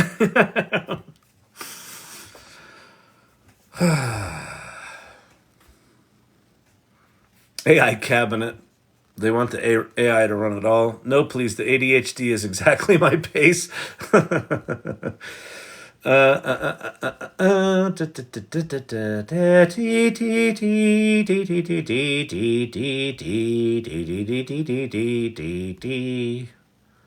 It's not the four-letter words that will get you. It's so true. Political system works great because of human greed. Eliminate it. He was on point. Carlin, I assume you mean. The words are the same people that divide the money under UBI. It's the Chinese communist apps, and we're going to play by the rules. Yeah, pretty much. Pretty much. I mean, isn't it amazing, though, that like, there's so many apps that do sort of what this does, and it's like just some weird combination of shitty interface and, dopamine hitting and algorithm tweaking is why this app is the one that does this. It's amazing. Was reading an academic paper today that talked about responses adhering to religious tenets. Yeah, depending on... Here's the thing about a lot of the studies that are like, it's biased, it does this, it's that, like, you can drive these things, you can drive large language models down certain lanes pretty easily. I think if it's an academic paper, hopefully they took a bit more of a rigorous approach, but a lot of the news articles are just like, well, I asked it this question, it gave me this racist answer, so therefore all AI is racist. Like, that's what the media tends to do, is just, sensationalize, because you can get them to give you really awful answers if you want to, right? That's what the New York Times did with Sydney, with the Microsoft, when Microsoft's version of ChatGPT 4 came out. He got it to snap, and it made the cover of the New York Times. AI has been in use since the 90s by the alpha agencies. Yeah. Listen. AI's been around for decades. It's in almost all of the software we use. It's in our cars, it's in our houses, it's everywhere. It's in our search engines, it's in our travel recommendations. The difference is, what's changed is ChatGPT made those tools available to the rest of us. And generative AI is just a different thing than all the machine learning that came before it. Right? All these specialized specialty systems. This general capability, this generative pre-trained transformer, pre-trained on as much of the internet as they could jam in there, is what it knows. Think about that. Think about, like, even if they only got 20% of the public internet, They did it over a course of 3 or 4 or 5 years, where they were tagging and finding data sources and databases and corners of the internet. Like, they were just getting massive amounts of data. And that's what it's trained on. So, like, even if it's only 20% of the public internet, do you know how much crap has been dumped in the public internet in the past 3 or 4 decades? Staggering. It's a staggering amount of information. And that's now just instantly available to us. And not available like a Google search, like here's a bunch of links to shit you may or may not care about. No. Distilled into this magical oracle machine with its little probability engine that goes, here's brilliance. Have fun. Amazing. Anyone remember the AI that Haro D recommended months ago that hides text as an image? It's his model. So it's a LoRa. Go to Reddit and look up Haro D. it's called like HARR text or something. It's like Haro text or hair text. I think it's Haro text. It's a LoRa, and it's got to be used with Dynavision and then his LoRa. So Dynavision is the checkpoint, and then the whatever the just go look up Stable Diffusion text on Reddit and you'll find it. Do you think AI will push us to UBI? I think that there's going to be caveat. I have a degree in acting. I'm not an economist. I don't fucking know. I think there's going to be an economy drought. There's going to be a weird drought that happens where these tools are going to make workers more productive and require less workers, right? So output goes up, requirement of workers to do that work goes down. That gap is a fucking nightmare. And I think that gap is going to open up pretty quickly. And what it feels like to me is a 2 to 3 year period of adjustment where businesses are like, holy shit, we're making more, producing more than we ever have, higher, faster, better at lower cost than we ever have, and we don't need as many people to do that. So I think in that window is going to be there's going to need to be something, because if it's dramatic enough, like, you've got to prop up the economy. But I think what happens is what's happened with every technology in history is that gap is created, maybe not as quickly as what's going to happen with AI. And then there are net new jobs that are invented that have never existed before. And so people will go work in things that we can't even imagine right now. I wrote an article today. It was funny. I didn't mean to write an article today. I started out with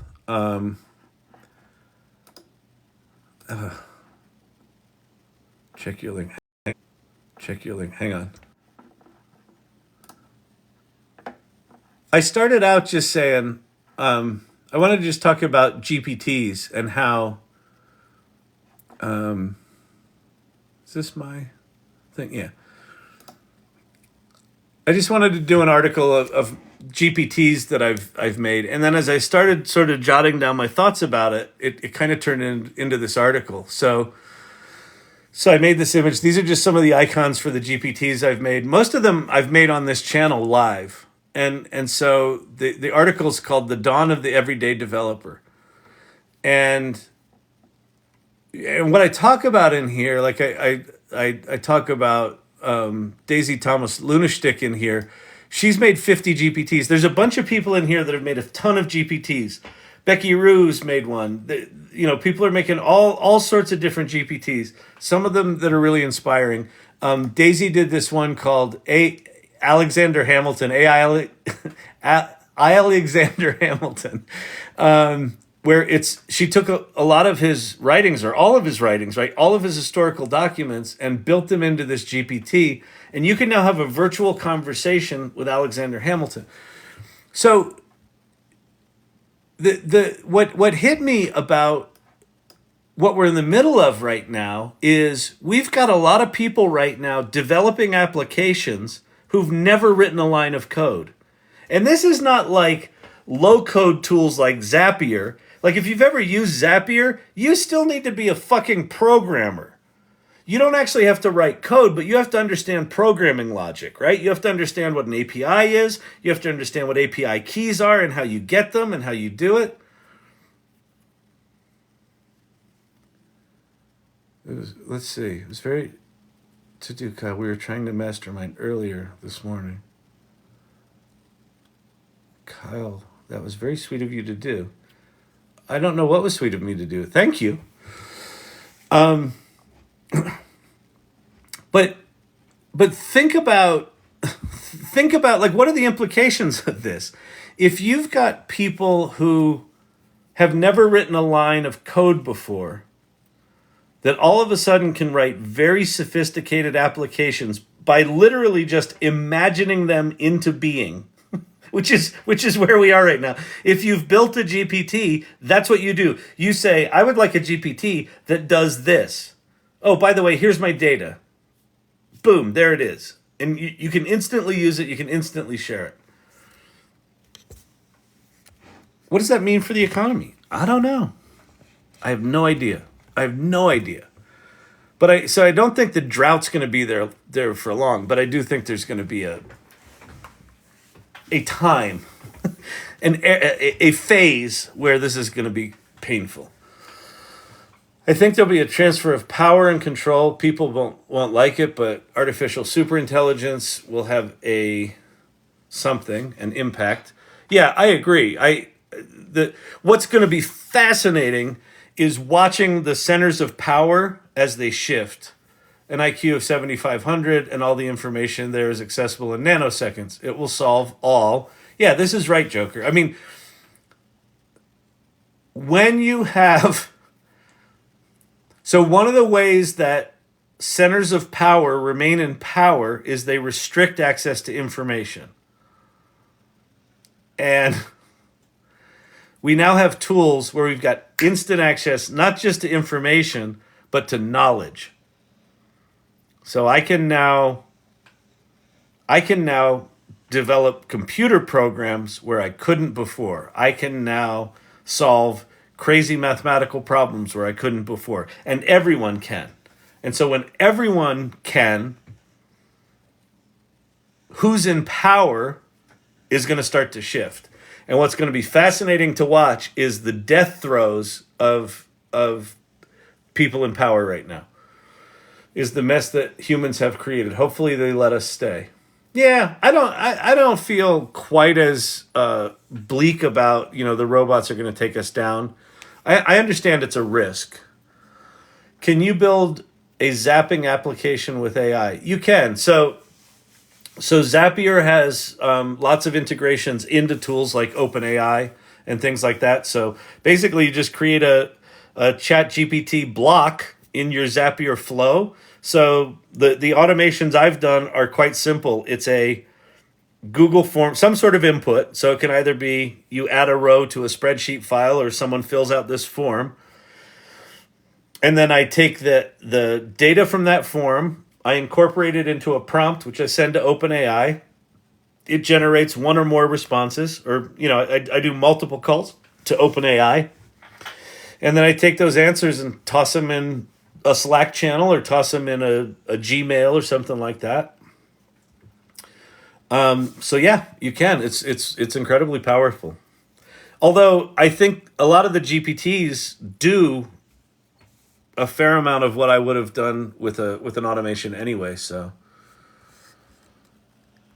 all right, people who've held their own databases will have a higher probability of making money. I think so. Meta Victory. You're onto something there. So if you assume that everyone's going to have access relatively to the same tools, and those tools allow everyone to do everything relatively, right? Let's say the tools that we're being given access to are going to allow all of us to do every job up to maybe 80% of what current mastery looks like. But if I can do what I'm currently masterful at 100%, and then I can do every other job at 80%, everyone's going to get really fucking productive. But if everyone can do everything, no one's going to stand out. Like, it's all going to be the same shit. So what's going to stand out? You'll notice yesterday, OpenAI announced a deal with the holding company that owns Politico, for example. So, and Stability AI cut a deal with Getty Images, and so did Google. Google cut a deal with the New York Times. So proprietary data sources are going to be where a lot of the differentiation happens, right? So if you want truly trusted news sources, you're going to use a large language model that's connected to Reuters because you want, Reuters vetting within within your answers, right? So I think that's where the differentiation happens. Yes. So wild shit. But even things like, I mean, I think it goes down to like really small data too, like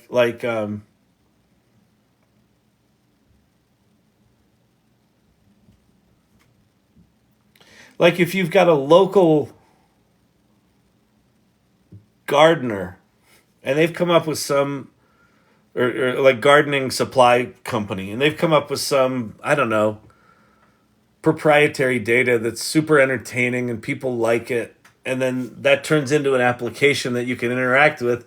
Like you might interact with their gardening app versus another company's gardening app that is just generic shit, right? Because theirs has their personality or something like that. So I think the personalized data, the personalized GPTs,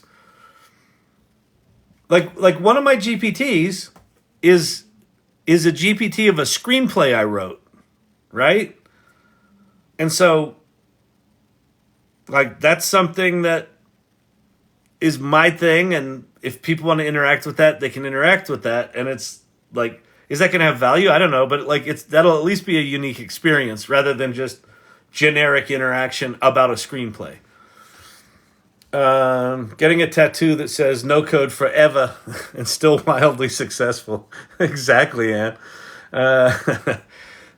People have held, yeah. All right.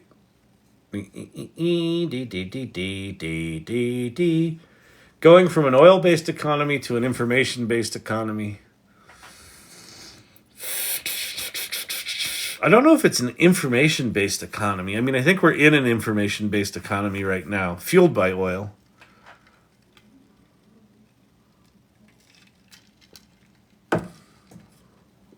I don't know what the new economy is. I really don't. It's funny. I almost just said I wish I knew more about macroeconomics, but I don't really care about macroeconomics. But it would be nice to be able to predict shit a bit better with a bit more knowledge than I have now, which is essentially zero. Don't let the AI drive you around. Please demo Zapier. Ugh.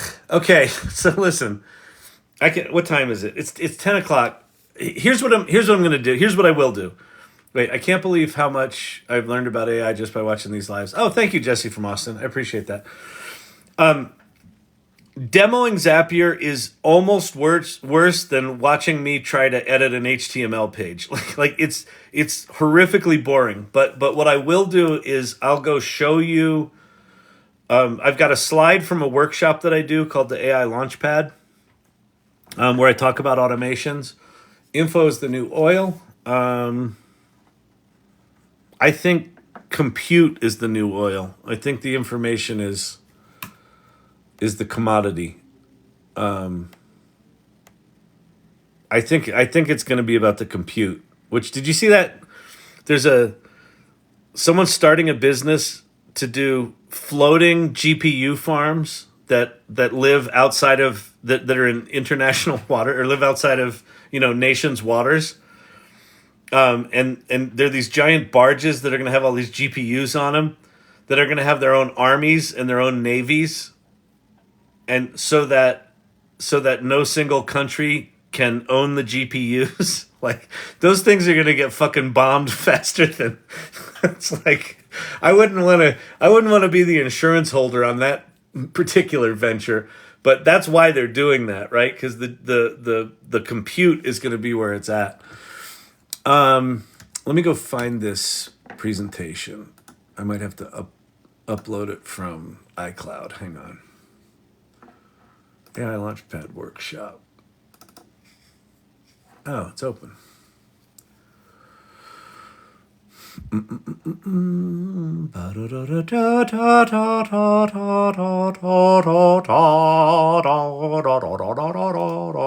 Is this it? Yes. Okay.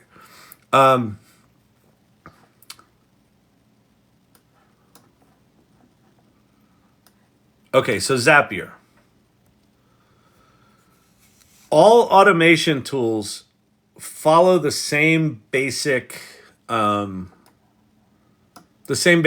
And this is, this is essentially sort of comp sci 101 kind of stuff.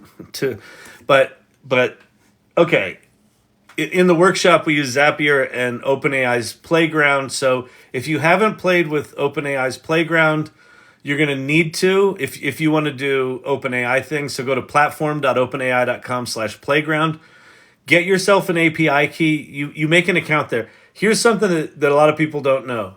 Can you post that on Mighty Networks? Can I post what? What I'm about to show? Yes. If that's what you're asking. Clarify what you're asking for. The post that on Mighty Networks, I don't know what that is in that sentence. So okay, yes, sir. Okay, yes, I will. So Zapier is the automation tool, but you need to have accounts. So the thing about Zapier is what it is it's a tool that sits in the center of like 5,000 other tools. So in order to use all those other tools, like, Gmail and Google Drive and some database, Airtable, and some email thing, right? All of that stuff is you have to have accounts in all those places, and you have to validate your accounts within Zapier. With OpenAI in particular, you need to have an API key that you're going to get charged for. That is a separate account from ChatGPT. So you pay your $20 a month for ChatGPT 4. You'll pay some amount for the development playground. Now, here's the deal. Unless you're doing lots and lots and lots and lots and lots and lots of calls, it's not going to cost you much. Like, I don't think I've had an OpenAI like API like development bill for more than like $9, and that was when I was super busy on it. And so it's not that expensive, and it's gotten cheaper since I've used it. So anyway, so you're gonna have to do that. Okay, now all these automation tools are essentially the same thing, and here are the components. The first component is you need some sort of input. So in these automations, what Zapier calls it, and I think what Make calls it, there's another automation tool called Make, M-A-K-E, and they call it a trigger. And the trigger is something happens, and then it sets off this automation. So that's the trigger. So in the example that I use here, it's a Google form. So the first step is, I think, okay, what do I want to do? When you're doing Zapier, if you just go to Zapier and say, what should I do? It's really intimidating. But if you say, hey, I want to make, like, the thing that I showed here was I wanted to make a limerick maker or a tongue twister based on a single word input. So give me the topic of a poem, and then I'm going to write a tongue twister about it or something like that. So I need the input of that word to make the tongue twister. And so the first thing I did was I created a Google form that said, give me a color, or give me, I forget what it is. So I create a Google form, and then when someone inputs in that Google form, that's the trigger. So that's the input. All right. And then you take that input, and in the case of doing something with OpenAI, you're going to write a prompt that incorporates the input from that Google form into the prompt. That gets sent to OpenAI. That comes back and gives you some action, like it's going to make the tongue twister. And then you're going to take that output and you're going to put it in some sort of output. Like in this case, I put it into a Gmail so that it would email someone the tongue twister. So Google form was the input. When someone input it, I took the input of that Google form, put it in an OpenAI prompt, and then output it over to OpenAI. Okay, so now let me go find that thing. Zapier.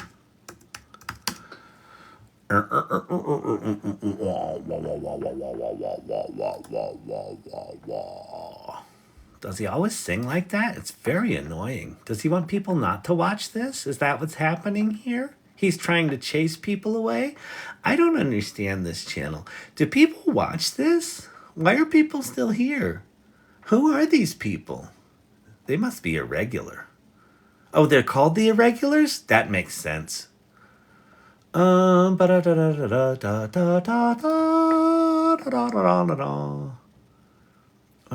Zap.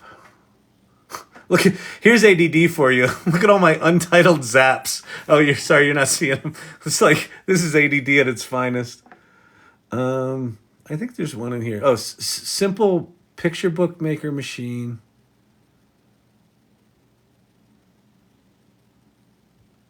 Hang on, people.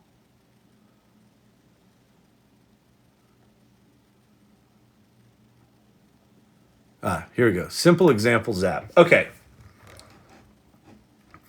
So, over here, you had your input, your ChatGPT, and your output, right? So now I'm in Zapier. I've got my input, a Google form, my output, or my chewy middle, the processing part, and then an output. So these are the three basic components of an automation. Something comes in, you do something with it, and then you send it somewhere else. You write it to a Word doc, you write it to a spreadsheet, you email it, you post it to a Slack channel.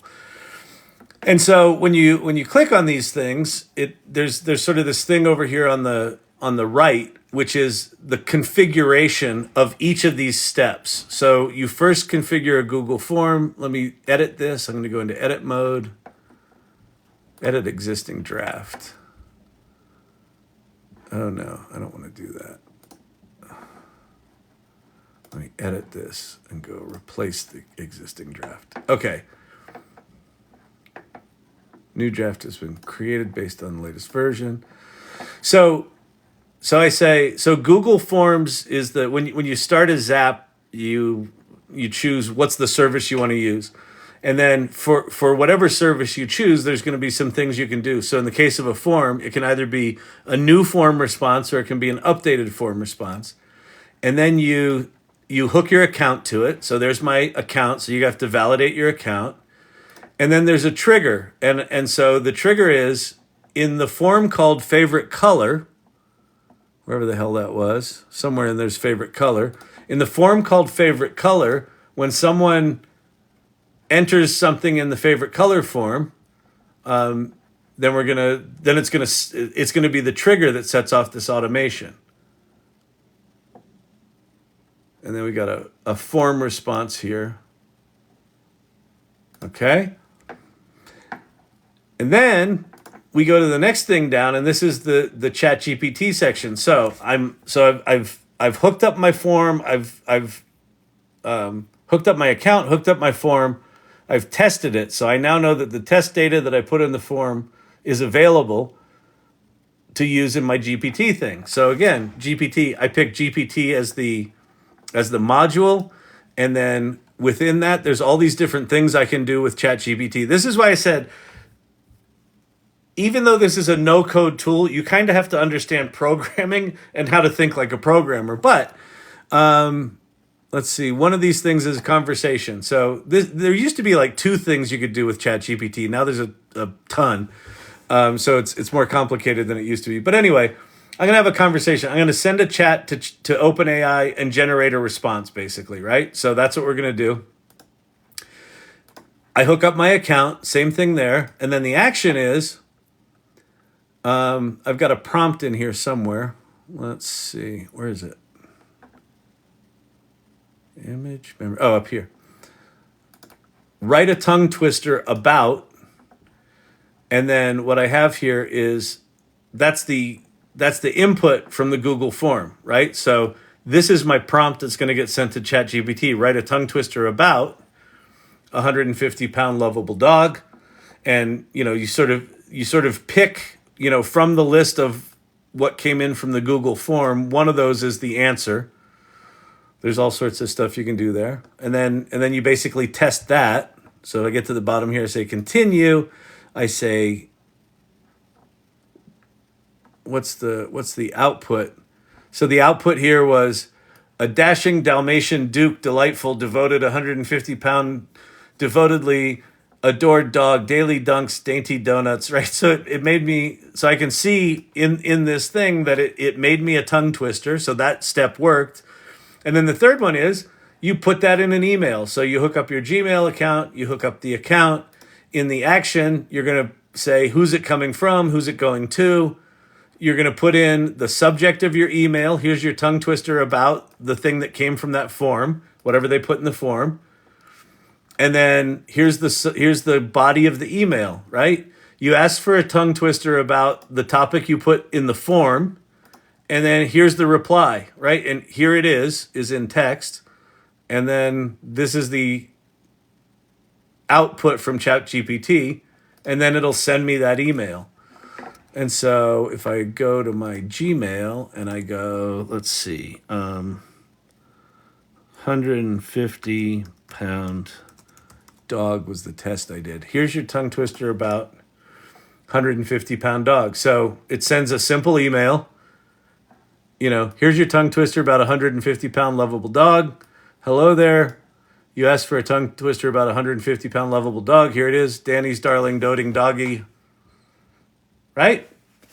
So I told you it would absolutely put you to fucking sleep. There's no simple way to teach Zapier. You just kind of have to. It is a.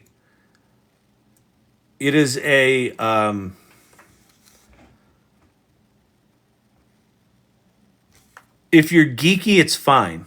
If you're not geeky, it is madness. Even if you're geeky, it's madness. Because in a lot of ways, it's probably easier to write an application than use something like Zapier because they try to make it no code. But to make it powerful, they've got to have all these variables. And because they have all these variables, the interface is just dog shit. It's better than it used to be, but it's pretty bad. Anyway. Make sense? Let me go do a screenshot and pop this over in. I think I'll pop this into one of the guilds, actually.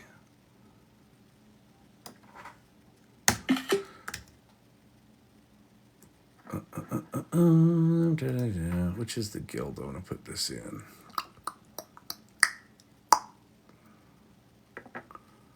I'm going to put it in Peter's AI 101 guild. Posts. Here is a requested slide from one of my lives about creating automations. And I'm going to paste it. Oops.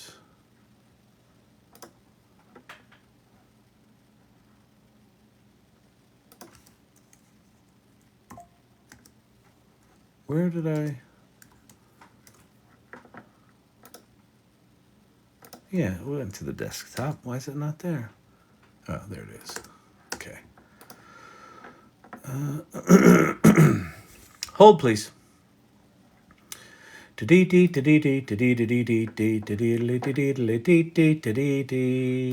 Hashtag. We'll go hashtag irregulars. And hashtag Zapier and hashtag automation. Okay, so if you're wanting that graphic, it's in Peter's AI 101 guild in the posts section.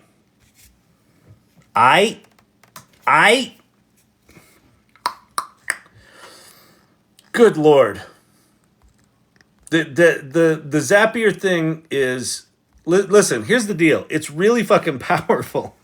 Because you're right, what you're creating is a full-on application. There's a whole thing of Zapier I didn't even show. So one of the things Zapier introduced 4 months ago was a thing called interfaces.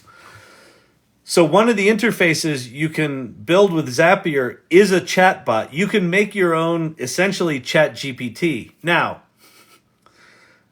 OpenAI's GPTs essentially rendered that kind of not as exciting. But there's not, the GPT store doesn't exist yet. So GPTs are just kind of flowing out in the wind right now. Like, while there are directories about them, there's no official directory. But if you want to incorporate a ChatGPT like automation into your website, you can do that with interfaces really, really easily. All right. Sorry, I had to step away. What are we in? We were in Zapier. Sorry about that. That's not, my head hurts. Yeah, me. I just really want to make silly pictures. Exactly. Exactly. Need a class and all the basic programming stuff. Handy for working with AI. So far, I've got Python and API. Is that right? Yeah, that's pretty decent. This is very interesting. Thanks, Kyle. You're welcome. Listen, I'm happy to geek out on this stuff. It's just that, especially on a small screen like this, and like that's really something more like, let's do a workshop and spend 3 hours building one of those things together, and then everyone will leave that like having built something, but like, I need a fucking drink. Because it's just the thing about Zapier and the thing about Make, the thing about all of them is that you have to learn their framework for how they do what they do, which is essentially like learning a programming language. It's not quite, because programming's geekier and you got to think about calls and directories, and like they take care of a lot of the really banal, like shitty stuff, but you still got to learn their framework. And like, once you get it in your head conceptually, okay, there's inputs, you process shit, and then you put it somewhere. Like, once you get that, it's conceptually all really simple. But like, it's just every time you go to do something, something fucking breaks, or it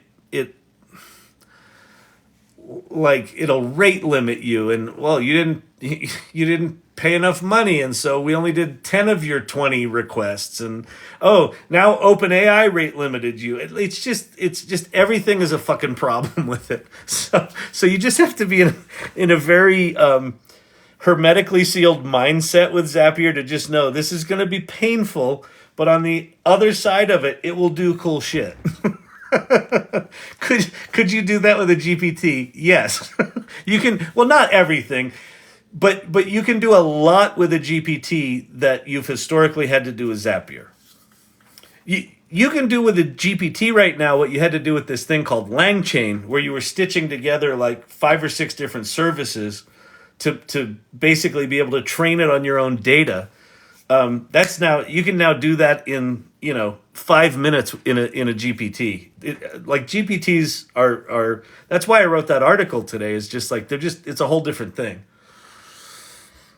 Not to be confused with 101p. This is very interesting. Thanks, Kyle. I think, Nancy, you're just being kind. Thankful Jones. Kyle, what is the best way to use Zapier? And maybe more importantly, will AI eventually replace Zapier? Yes. Yes. AI will eventually replace most software. Here's why I say that. I think we're very quickly moving to a place where the software we use will be generated for us on a per use basis. Like, think of disposable software.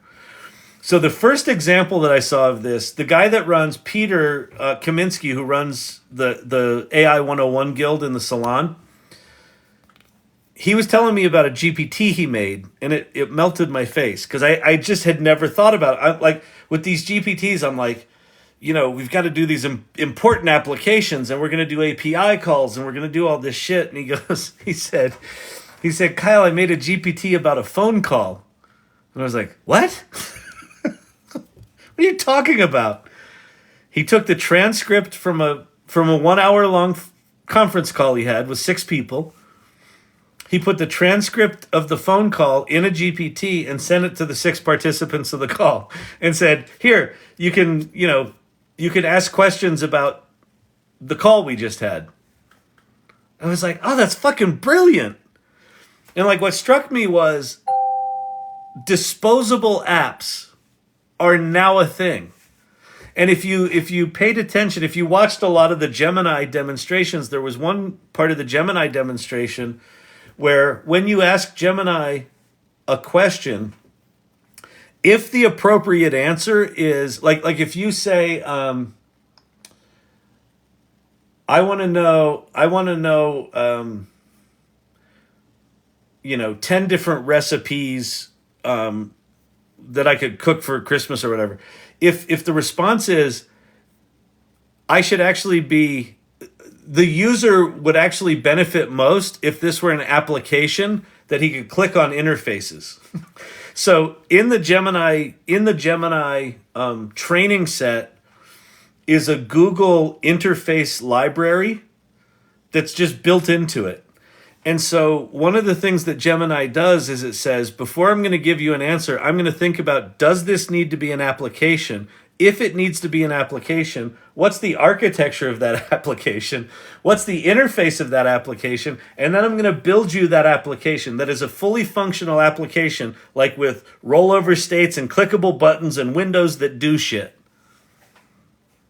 Like, that's coming in January. So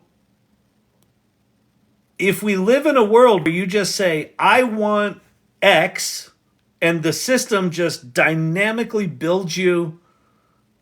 No, I'm not just being nice. Oh, that's good. Thank you very much, Nancy. I appreciate that. And the system just dynamically builds you an app. Do we really need an app that specializes in recipes? No. So what happens to the company that's built the recipe searching app? I don't know. Like, this is where this shit gets really existential really fast. That's why there's going to be this weird time where shit in the world gets way more productive. We need less people to do that. And there's this gap that's created. But because of the nature of how different everything's going to be, it means there's going to be lots of new jobs we can't even anticipate right now. So, your application talk just confused me. Perfect. That's exactly what I was hoping. I need an app for that. Yeah, exactly. Just so listen, if the Zapier thing just like totally shut your brain down, that's the appropriate response. As a human being, your brain should not have to deal with that shit. And we are 6 to 12 months away from you never having to think about it again. So if you want to learn it, learn it. If you don't, fuck it. I use JASP, which is much easier than SPSS. So can I use JASP in Zapier? Possibly. Zapier seems to have the best ecosystem. They've got like 5,000 different services they hook to. So I would say if they don't hook directly to JASP, they might hook to some service that hooks to JASP. So I would say that's just a Google away. Go to Bard or Pi and ask that question, or just go to Zapier. Oh, the other thing Zapier has an AI interface where you can just say, I want a Zap that does XYZ, and it will assemble you all the components it thinks you need. So that's actually useful. You still have to go configure them all, which is a pain in the ass. But in terms of discovering components, you can say, I want to create a Zap that takes the input from a Google form and generates a bunch of shit, and then or whatever. And then it will just assemble you a bunch of components that you can go hook up. What Kyle was referring to, small apps tuned for one task. It was a great webinar I was in today, best webinar I've been to in 4 months. Oh, that's great. Small apps tuned for one task. Oh, that's super cool. It's like you really need to have the knowledge. You can't just build a GPT for an area of expertise. Well, Thankful Jones, GPT, I disagree. GPTs are so simple that you can dig deeper with them, but you can just go into the GPT interface and say, I want a GPT that does this, and it will write all the code, and your GPT will do that. If you want that GPT to be more sophisticated, then you may need to geek out a bit more. But that's why I think that GPTs are a bigger game changer than people realize, is that OpenAI put ChatGPT as the interface to build GPTs. I thought that was a brilliant move, and it's what's going to democratize development. All right. Listen, everybody. Listen. It's time. I got to go. You can make money with ChatGPT. I hope you've enjoyed your little scintillating tour down Zapier Lane. I told you it was going to be a shit show. I did it one night. I actually built something in here. It took me like 45 minutes. And I just think everyone was like making toast and drinking. Just like, let Kyle go. There were like 3 people that were like, this was awesome. So, thank you to the mods. As always, you guys are remarkable. Thank you to subscribers, to irregulars that show up here regularly, to people that just showed up and stumbled upon this and said, I didn't know Tom Arnold knew anything about AI. Like all of you, appreciate it all. Digital Gods, thank you so much for the gifts. That means a lot. If you want to support the channel, you feel free to give gifts. You can subscribe to the lives. Down somewhere in one of these corners is a series that I created. It's like 17 or 18 videos on why AI is a big deal. It's called Underhyped. That'll support the channel. And also, go join the Salon.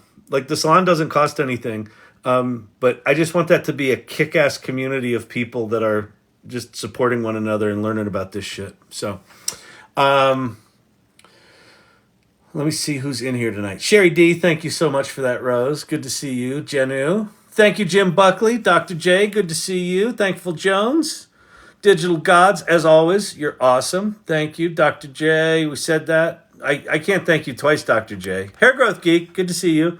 Source Camp, Justin, Apple User, Patient Zero. Survival Mama, I think it is. It just, I only see Survival Ma. Suzanne, good to see you. Robert Rossi. It's Robert Rossi. How can I help you? Oh, Robert. Best name. Apple User.